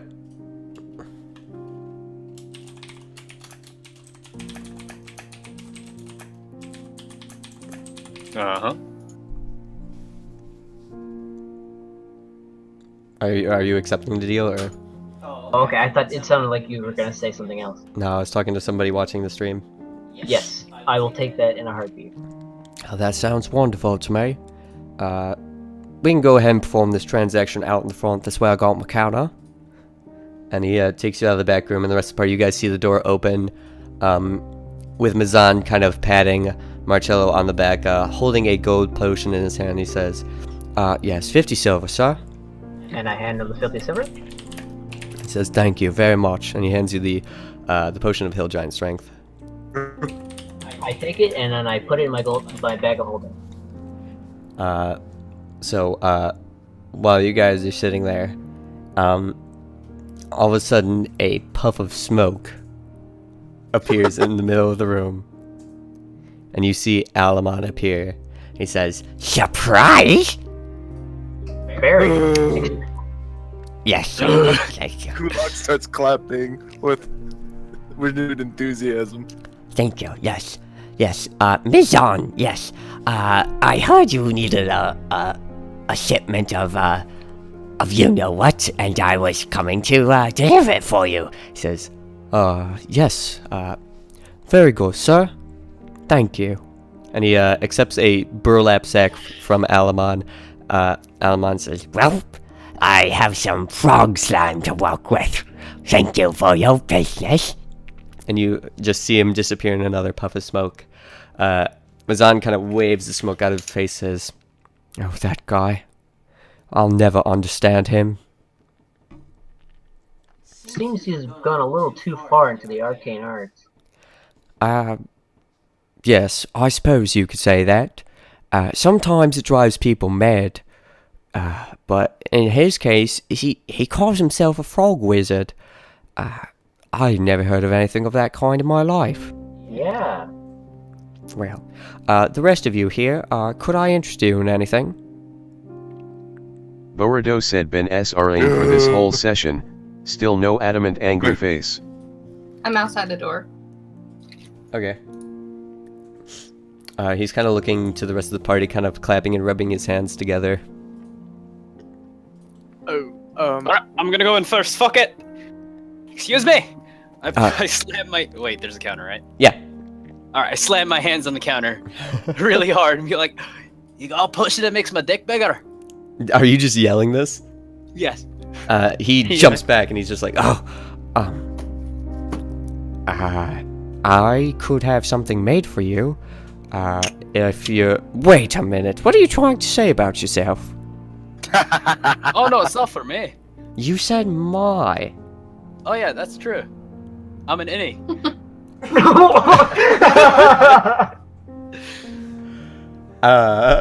he says, Yes, I suppose I could get something for you. Give me 20 silver, come back in about an hour or so and we'll talk. Shit. Oi, Doran! Doran! Pep. Doran! Psst, Dalrin! He's... What? What? Oh my god. Doran! What? You got a spare 20 silver? I turn to Ponzi and say, I hey, do. hi, welcome to the bank of Marcello. Marcello speaking. Oh, I see. Never mind, Doran. 20 silver. Yeah, I can give you 20 silver. Alright, fam. I'll pay you back when I can. Alright. I give him the 20 silver and I write it down. I slam the coins on the counter. Here you go. I like the realism. I had So- it ready. He looks at you and says, Ah, yes, excellent. Like I said, come back in about an hour or so. All right. I'll have. Oh, how much would you be needing?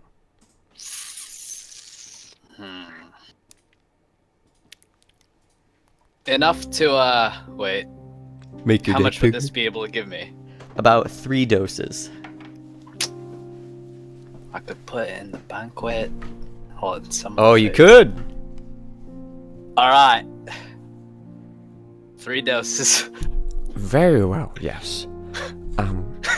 Yep, I will take that payment from you. Come back in about an hour, and I You will actually- have. Did he mutter that thing about the banquet?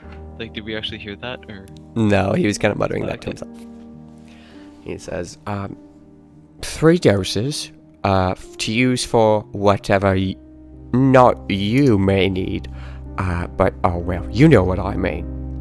And kind of No winks at you problem. and says, Thank you very much for your business. All right. I walk away behind the group, rubbing my hands together. This is gonna be a fun party, I think to What time myself. is it right now? It's about 5 p.m. at this point. So another By hour to my any day. chance, Yes, sir. do you have an alchemy book in common? An alchemy book in common.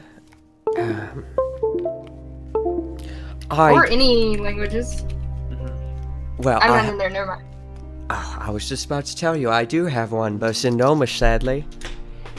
I I'll just tell you face what. palm. If you give me about a day, I can have a guide written out, not quite as exact or explanative as a book, but I could write a guide out for you in common. How much would that have to cost us? Well, I have to get the parchment, I have to spend the time writing it. You're probably looking at, anywhere from about 4 to 5 gold.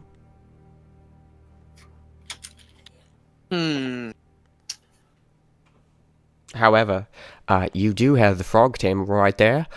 He said he hasn't collected his winnings quite yet, but I'm sure he's going to have a nice sum coming in. Nah. He does not seem to notice that Luke won his fight as well. You guys could think on it. Oh, Just come back later or something. we'll come back. I'm saying that as a player, not the character. Very well. So you're going to think on that then? Yeah. Right. That's fine with me. Just let me know. I'm going to be working on this guy's here, potion. And, very well. Thank you for your business. Thank you, Muzan. We'll be back. My pleasure. So, it's about 5 p.m. We'll probably end today before the party happens, but there's 3 hours to the party. There's still another hour till I can get my dagger. Same with my sword. Where's Zabam's house? Zubam's house is the one you're standing right next to. Oh, so it's right next to Muzan's? It's right across from it. Yeah. Oh, thank God. I'm gonna go in there and see. Kind of chill out for an hour. Okay, we're gonna go ahead and say Princess has been following you this whole time. Yeah. But they haven't given you the magic leash yet. I don't believe. Azani. Where's Azani? Where'd you go? Azani. I am right outside the door here. Hey! You said something about a leash? A thing? You still have that? I do. You want to use it For a on Gulag? Oh. Well, I mean... Maybe. We'll hold He has a it. tendency to run off. He does have a tendency to run off. Let's see. Alright, Gulag. Azani, show him the leash. Okay, I'll hold up the leash to him. I think you said it was silver? It's silver, but it's made out of chain. It's a faintly blue glowing chain. You want that? Ooh. It's cool. Gulag takes the harness and looks about at it, confused on what it is. Here, I'll show you how it works. So I take the thing, take it from him, and I drape it over him. You drape it over Gulag? Yeah. Okay. The harness part starts to kind of slide over Gulag's body, and it starts to expand to fit him around the waist and kind of over the arms, and it stretches to about a snug fit. The leash length extending itself to about 4 feet long. And see, and now you'll never get lost. Who wants to be his keeper? Gulag's keeper. Well, Marcello seemed to have taken a liking to him. Or he seemed to have taken a liking to Marcello. Gulag starts to wander off into the distance. Well, someone better make this decision quickly. Someone grab him. I don't want him to. Felfaz, you should grab him. No, I got it. Don't worry, I got it in my hand. So, Gulag, as you wander off, you're stopped short by the chain that Marcello is holding in his hand. Hi. Gulag starts tugging at the chain, confused on what is happening. Marcello, make an athletics check. I forgot he has Retard straight. I was going to suggest that Luke took it since he was probably the strongest. Okay, and then I got it. Gulag, roll your strength. Oh god. Alright, let's see. He does gets have a natural 20. 4. Kulak falls over as he tried to pull the chain, being dragged by it. You have a -1 modifier to your strength. Never mind. I'm technically stronger than you. Yeah, he's gonna get restatted by next time, but we're still working with what we got for now. This is gonna be officials the rules character. If he wants to, or if he wants to use a different character, that's up to Hell you. yeah! Okay, that's fine. Don't wander off too far, Gulag. You'll get lost. Gulag continues to pull on the chain, unsure of what it's doing to him, but not enjoying it. It's You okay, like books, Gulag. Gulag? He looks at Azani in confusion. Yes, Come on, no. Gulag. Let's go see that wizard guy again. Gulag sits still, but because the chain pulls on him, he's forced to go see the wizard. Alright. Okay, this will be nice. Alright, what do you want to do, Gulag? Gulag stands there without motioning anything or want. Simply starts picking his nose once again, drool drooping over to his side. Wait.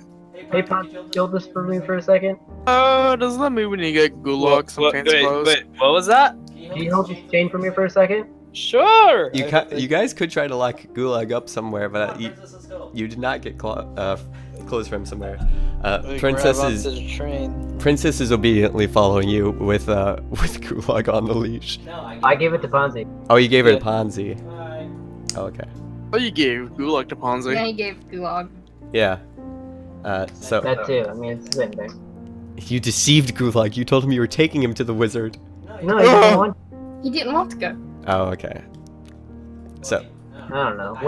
Do I even know what Gulag wants? does Gulag even know what he wants? Does Gulag? Can I do an insight check to see what Gulag wants? Sure. Please fail. Say that to be silver. Oh my god. Fuck it, I'll do it too. Okay. I'll help out if he fails. I got this. No one has any idea. Oh, I know exactly what he's doing. I'm gonna do it. So Gulag, what do you want? Gulag wants nothing, he just wants to stand there. That's what I thought. Are you Nice. tired, Gulag? Do you want a bed? No. God. Slept It's early. made of silver, No sleep.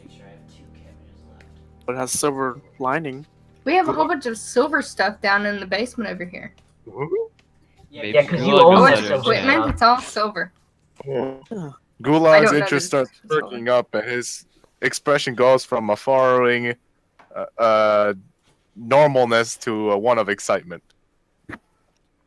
Okay. Okay, I'm gonna grab the chain. We're gonna go to Subam's. I love our Base- tech base- Gulag. Who wants to come? Oh Can my I be the god. Gulag tamer? What time is it now?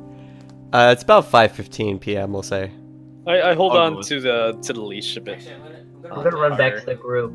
Like, do you guys want to Kulak tries explore to or go something? away, running as fast as he can, but just digging himself deeper into the ground.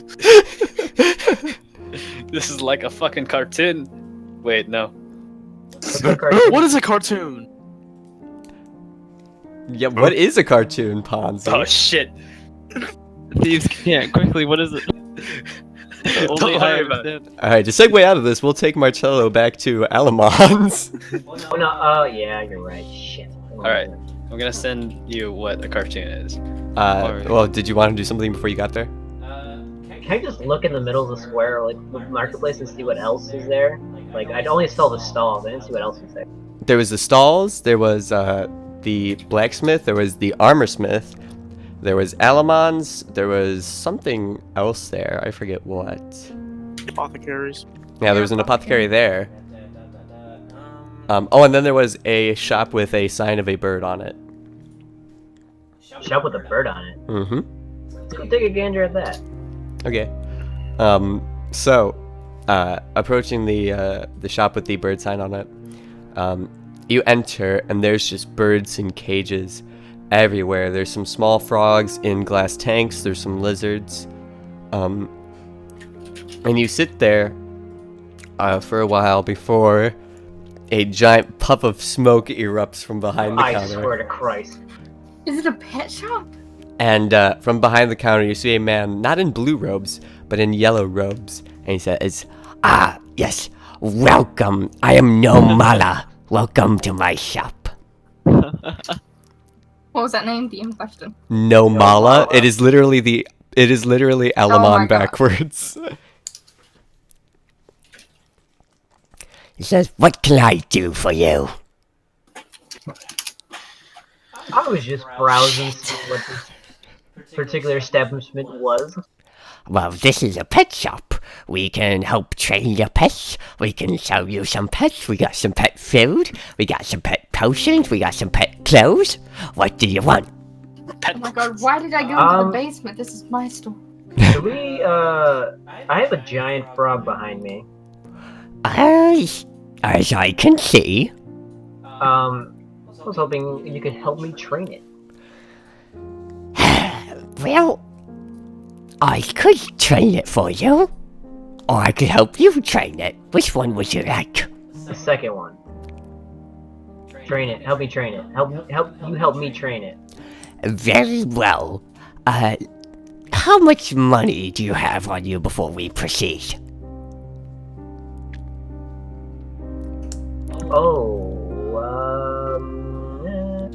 You know what? I forgot. I'm getting paid tomorrow. I'll come back. Yes. Just to tell you, I can cast a spell on you that would allow you to train your frog and raise your animal handling a little bit. Yes. The procedure will cost about a gold. It takes about 20 minutes. It's not that uncomfortable. But yes, you'd be able to train that frog right up. Alright, thank you, Namal. I will be back tomorrow, and just so you do be ready. As you're saying goodbye, you notice that somewhere mid-conversation when something else caught your eye, Nomala had disappeared from behind the counter and is just gone. I'm not even surprised. Of course not. However, Nomala does not seem to have a black eye. So. Well, I never asked. See, Me and the corrupted one. The corrupted one. So. Cool. What time is it now? It's about 5:30.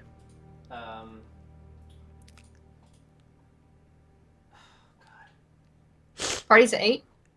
Party is at 8. People do have things to pick up at 6 and 7, I think. Yes. Yeah. So if you just want to fast forward to you guys picking stuff up, we can just do that. Please. Sure. Oh, back to the armor smith to get back. I had to go Same. back to Alamon. You're going back to Alamon? Yeah. Okay. No, you said come back in 2 hours. You have something for me. Oh, yes, that's right. So, for you guys, we'll say you just, you pick up your dagger and your sword. Both are +1 now. No, I got 2 dagger plus 1s. So get rid of the ones you had because he operated on them and sharpened them up for you guys. Operated. So we'll say it's about 7 o'clock now. Marcello, you are now in Alamon's shop. You know the drill. You walk in, there's nobody there, and all of a sudden a cloud of smoke appears from behind the counter. I clap. He does- I clap even before like he appears. You start clapping, and all of a sudden he appears. And he says, By the gods, you're getting good. How'd you know? Well, I think I saw a copy of you, and he did it literally an hour ago. Did you meet my brother? Yes. Wow. Nomala, right? Yes, Nomala is his name. Yes, he can speak frog too. Did you know that? Yeah. Well, actually, I didn't, but he's your brother, so yeah. Yes, we are twins. We both came from the same cow. Not gonna question you. But that's besides the point. What can Alamon do for you? I believe you told me to come back here in like 2 hours ago. Yes. Right. Well, Whoops. I have something for you. Alright. Is it another fashionable wizard hat? and he looks a little bit downtrodden and says, I have something else for you. Okay. Crumbus, if you would. and he does the double clap. All of a sudden, Crumbus comes out, and it's getting sadder every time at this I point. know. I can feel it. But in Crumbus, it's getting sadder. The puff of smoke appears. He tosses confetti out and says, "Welcome to Alamon's shop. What can I do for you?" They said, Ah, Crumbus, just in time. It's like you know when I want you to be here. He says, "You literally summon me every time with a spell." He says, that's besides the point. Yes. Give this man what he was supposed to have. He says, "Weren't you still working on it?" He says, right. Alakazam! And he slams his palm down onto the desk. Marcello, you see a small golden collar appear, putting off a small golden aura. He says, this one is for the frog slime. You put this on Princess, and you'll find something a little special about her. Alright. So I take it gladly. I can't wait to put this on Princess. And I turn to Princess because I'm assuming she's behind me. Yes, she is. I try to put it on her. Go ahead and make an animal handling roll. Which you can. You're waiting for my failure. Hold on. Let me do something real quick.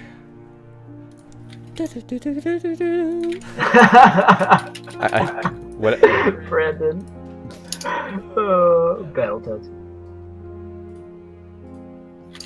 Oh, you have expertise in animal handling. Why is your modifier only +2? No, I don't. Don't you have Jack of all trades? It gives you expertise in everything. No, it gives me half of my proficiency modifier to all the skills that I'm not proficient in. Okay, well you're.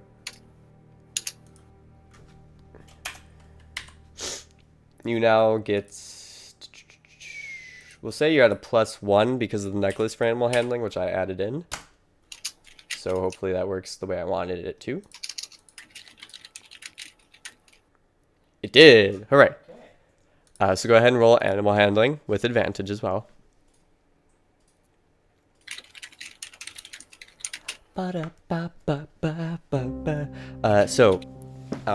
Princess looks up at you and kind of smiles and lets out a little as you slip this golden collar over her. It seems to stretch around her head and fit snugly, kind of in the space in between her front legs, but behind her head. You're not sure quite what it does yet, but Princess Toad is spinning around in a circle and looking very excited about it. I lean into Princess. We're gonna make you fly, buddy. We're gonna make you fly. Princess Toad just looks up at you, and in typical Princess Toad fashion, her tongue shoots out and arcs over her head, and she bops herself in the eyeball. I love it every time. Now I'm gonna go back to the Bam's house. Okay, so it's about 7:30. We'll save the party for the next session, but do you guys want to do anything to get ready or look at the bookshelves or anything like that? Is there any way I can change my spells? I haven't decided on that, but we'll get there. I'll go into my room and change into the fancy dress. Same here. Okay. Oh shit! I'll do Wait, that. am I still with the Donnie? You are. No. I thought you dropped the were. leash No, you're when with we me. got in. We Oh, went yeah. in the basement, I closed the door and I dropped the leash.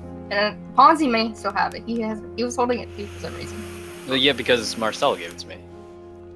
We were apparently both holding it. Just put it in Marcel's room. There. I'm fine with that. Okay, Ponzi has him. She was ever sharing my room. There's gonna be 4 people in our room. In my room. Someone should leave him a silver piece to chew on while we're gone. He can chew on the chain. We'll be fine. Yeah, it's silver. Yeah, he'll be in the middle of the room while we're all sleeping. Just put it in Marcel's room. We can Yeah, give him that's a bed. There's like 4 8 of beds. them. 8 of them. No, and there are 7 4 left. rooms. I think there are 2 beds in each, right? That is correct. There's 4 rooms with 2 beds in each. Yeah, just put it in Marcel's room. 5, 6. 1, 2, 3, 4, 5, 6. There's only 7 of us, so we can fit him easy. Correct. 'Cause I got the room by myself. Actually, no. well, there would normally be 7 of you, but Simkin is an honored guest. Yeah. Well, and Princess, but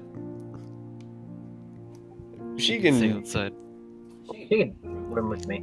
Okay. For all the losers. So yeah, that will go ahead and finish us for today. No. Okay. Zeruli will have a proper sheet by next time. Okay.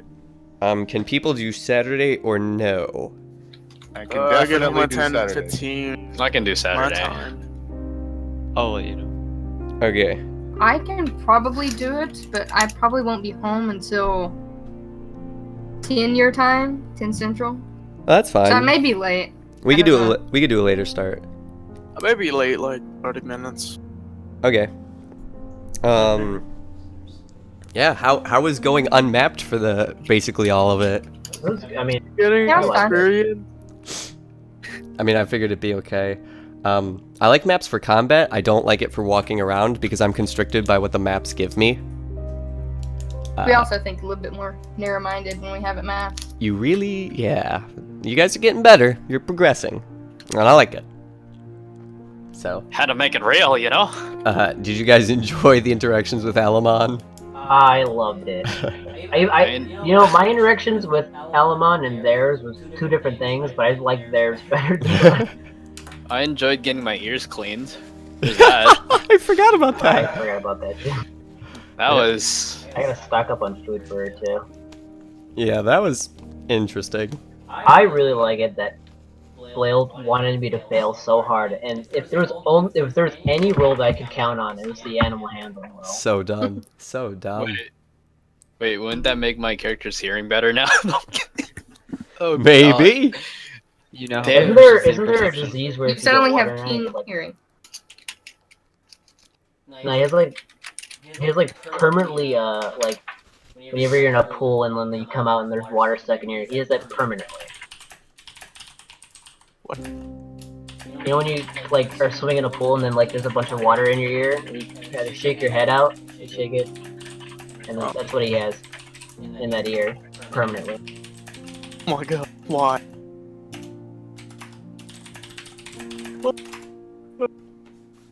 Good lord, man.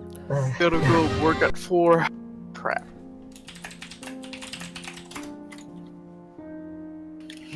I need to link my Yeah. YouTube channel for the stream.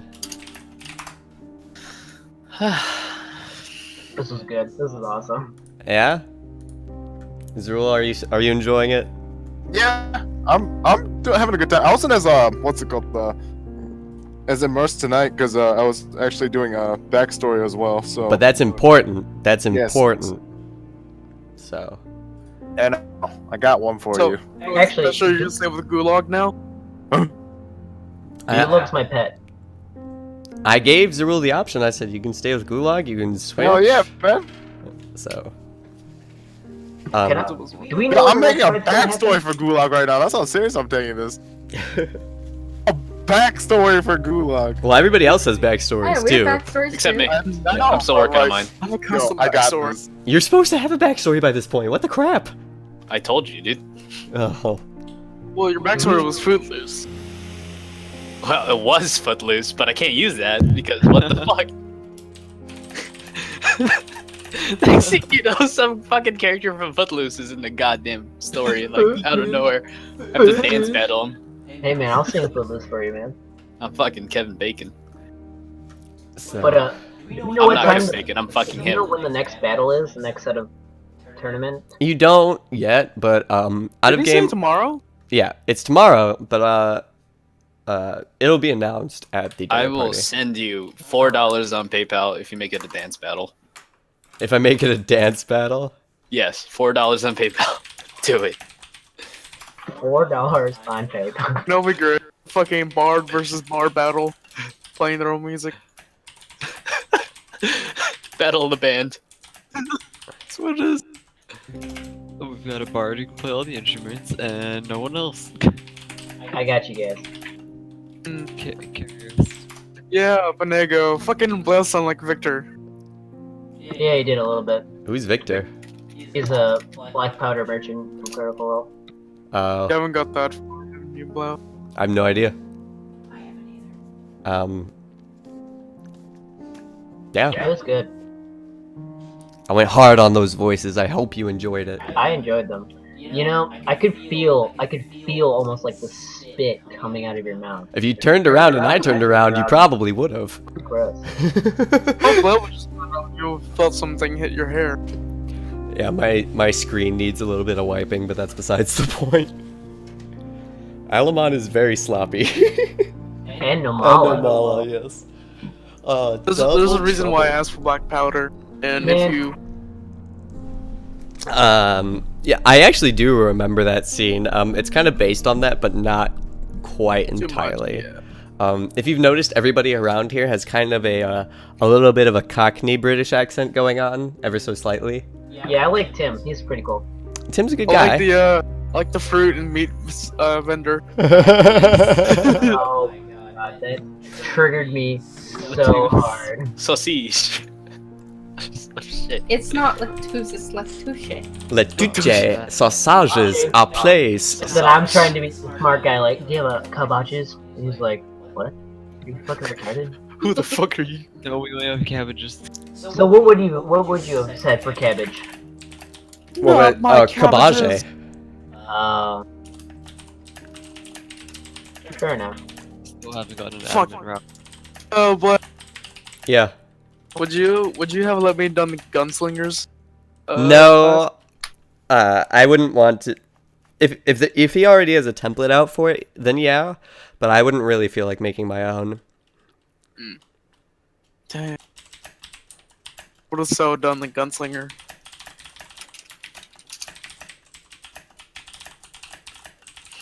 And fucking Marcelo over here won't fucking hate half orcs. Yeah. Fuck those dirty half breeds. Yeah, wait, except I'm half elf. Yeah. One of these days, I'll figure out what Dalrin is. I'll figure it out. He's half elf and half something. Half nigger. Half So, corrupted. yeah, today went a little slower than most days did. It was nice. It was a nice pace. I liked it. Yeah. Seeing as the last time was kind of really fast paced and actiony, I figured I'd give you guys a chance to kind of experience the feel of the town, get set up, try to figure out a little bit more what's going on and where Simkin is. We did not do that. Yeah, actually, we know where he's at. You know more than you did. Oh, actually, we do know where we were. Yeah. So. Fucking Pickles need to show up. I know. I didn't think he'd be here today. He didn't tell me he was not going to, but I figured he wouldn't be. Anyone who is not here shall be used as a plot device for the record. So, yeah, Pickles is currently the plot device. Poor guy. I'm going to go to the bathroom. I'll be in the other Discord for a little bit. There's some people in the stream who are asking some questions and stuff, so I'm going to keep that on for a while and answer those. Alright. Okay. Well, this is where. Yeah, we got up to 7 viewers today. Wow. Look at Boy, us. I'm gonna send you my backstory right now. Okay, sorry, I really have to poop, so I'll be right back. Oh, okay. Okay, See so y'all. that. Peace out, guys.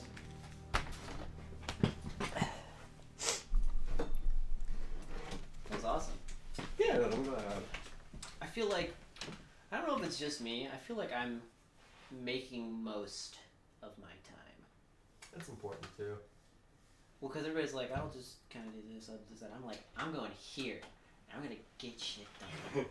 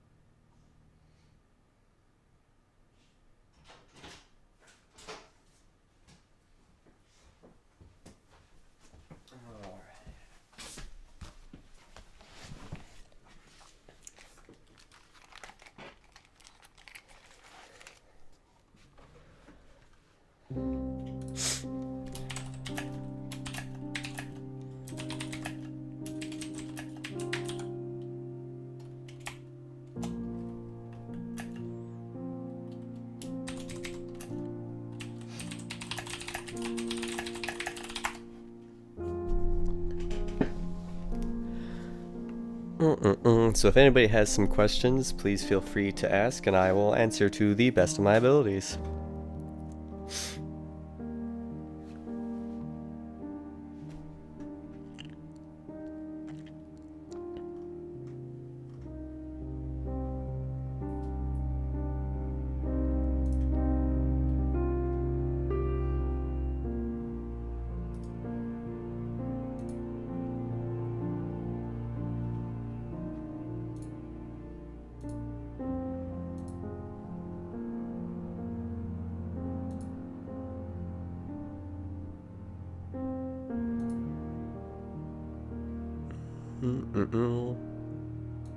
Let's go, whoopsie.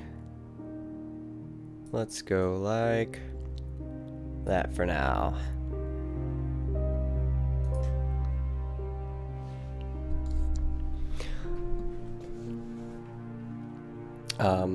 But the session is indeed over for the day. We play at Thursdays at 8 p.m. Central and Saturdays around 9 or 10 Central usually. We've had people missing, so there's some people who are just kind of floating in and out, but that's how it goes.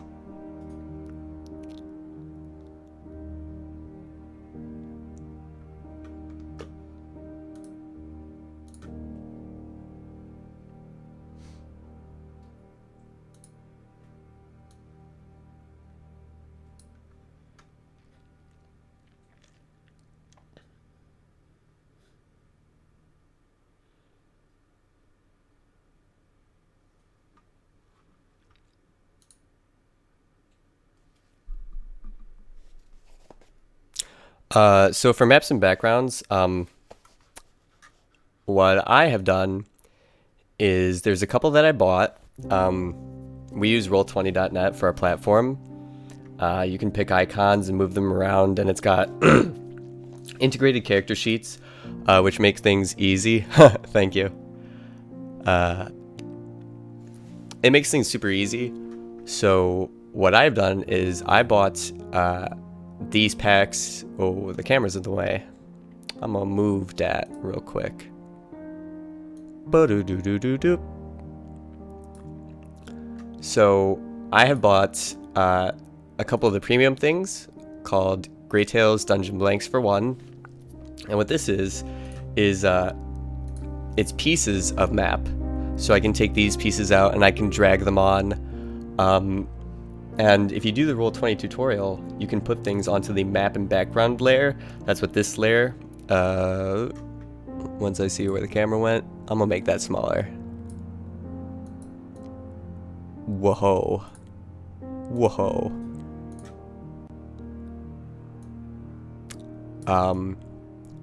So, the map layer is the background layer. On which tokens move. The tokens are on the objects and tokens layer, so that's all their characters and whatnot. And then you have the GM info layer, so I can use this to hide NPCs. I have NPCs hidden over here and players can't see those. So I have Greytails Dungeon Blanks, which is all like, you can make caves and stuff like that. It's got doors, things like that. I have Village to Pillage, which I've used for the towns so far. We're currently converting from using maps a lot to kind of going off map except for combat. Or if we are in a place that I don't have good map pieces for, I will draw it out with polygons and whatnot, and I'll describe the shapes and the environment going on and things of that nature. You don't have to buy the map pieces all the time. What I did was I just searched it. I was like, I need a cave. So I just went in over to the assets and I looked up cave. And it gives you some for free. It didn't have pieces I necessarily liked. But it does have some free ones that people have made that you can use. So if you're just starting off and you don't want to spend money, what I would do is I would just describe your environment. If you're the DM, just describe your environment. Be specific, but don't spend like 20 minutes on it. Just describe the base details, and if they ask for more, give it to them. For combat fights, that's when I would turn to the map. You can use polygons. You can do everything square by square. So I can move pieces like 1 square at a time, and for us, 1 square is 5 feet. And it makes things kind of easier. Any more questions?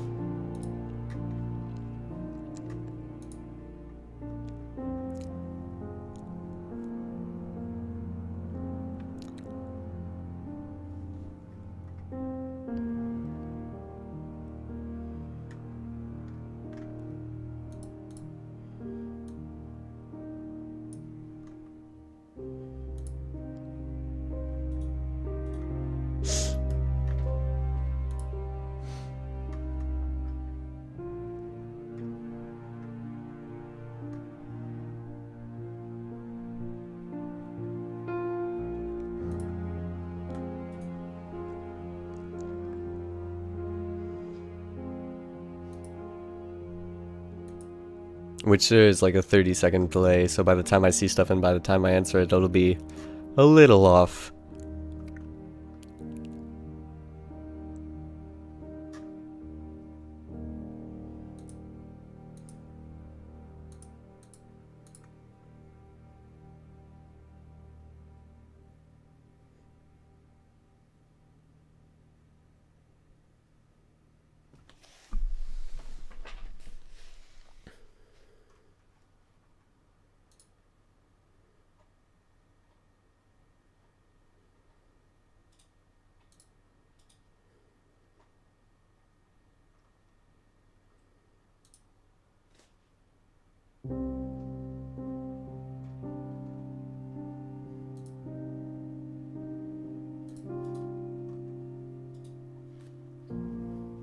And just as a side note, if I'm not currently online, which I'm only really online streaming Thursdays and Saturdays, shoot me a message here, and I will get to it when I can, just in case I don't answer everything.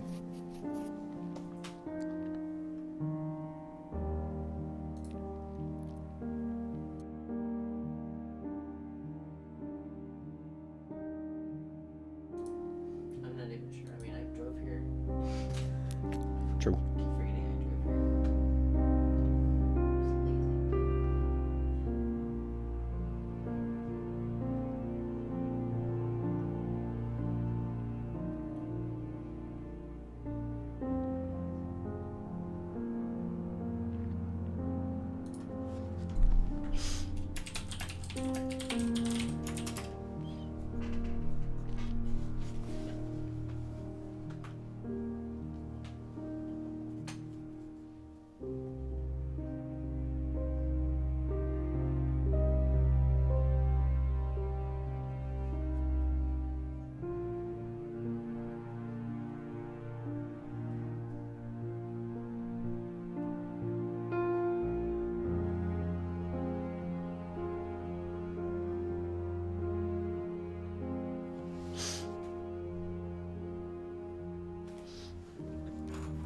If nobody else has questions in the next about minute or two, I'm gonna go ahead and end the stream. You guys should check us out on Saturday and Thursday nights. That'd be cool.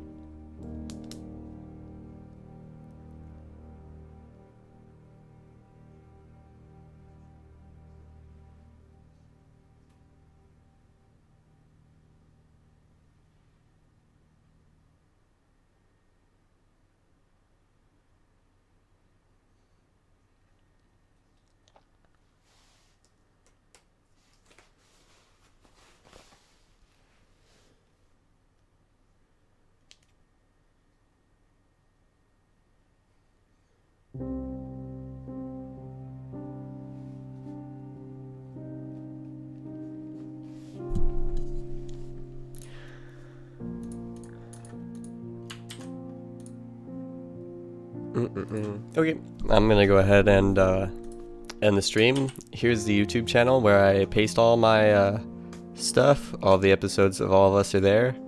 I'll have it on a new YouTube channel at some point. And I can do some intro D&D stuff if people are interested for that. And I've been meaning to do this, but I'll do a synopsis of our quest so far for our campaign. But thank you for watching. Super cool.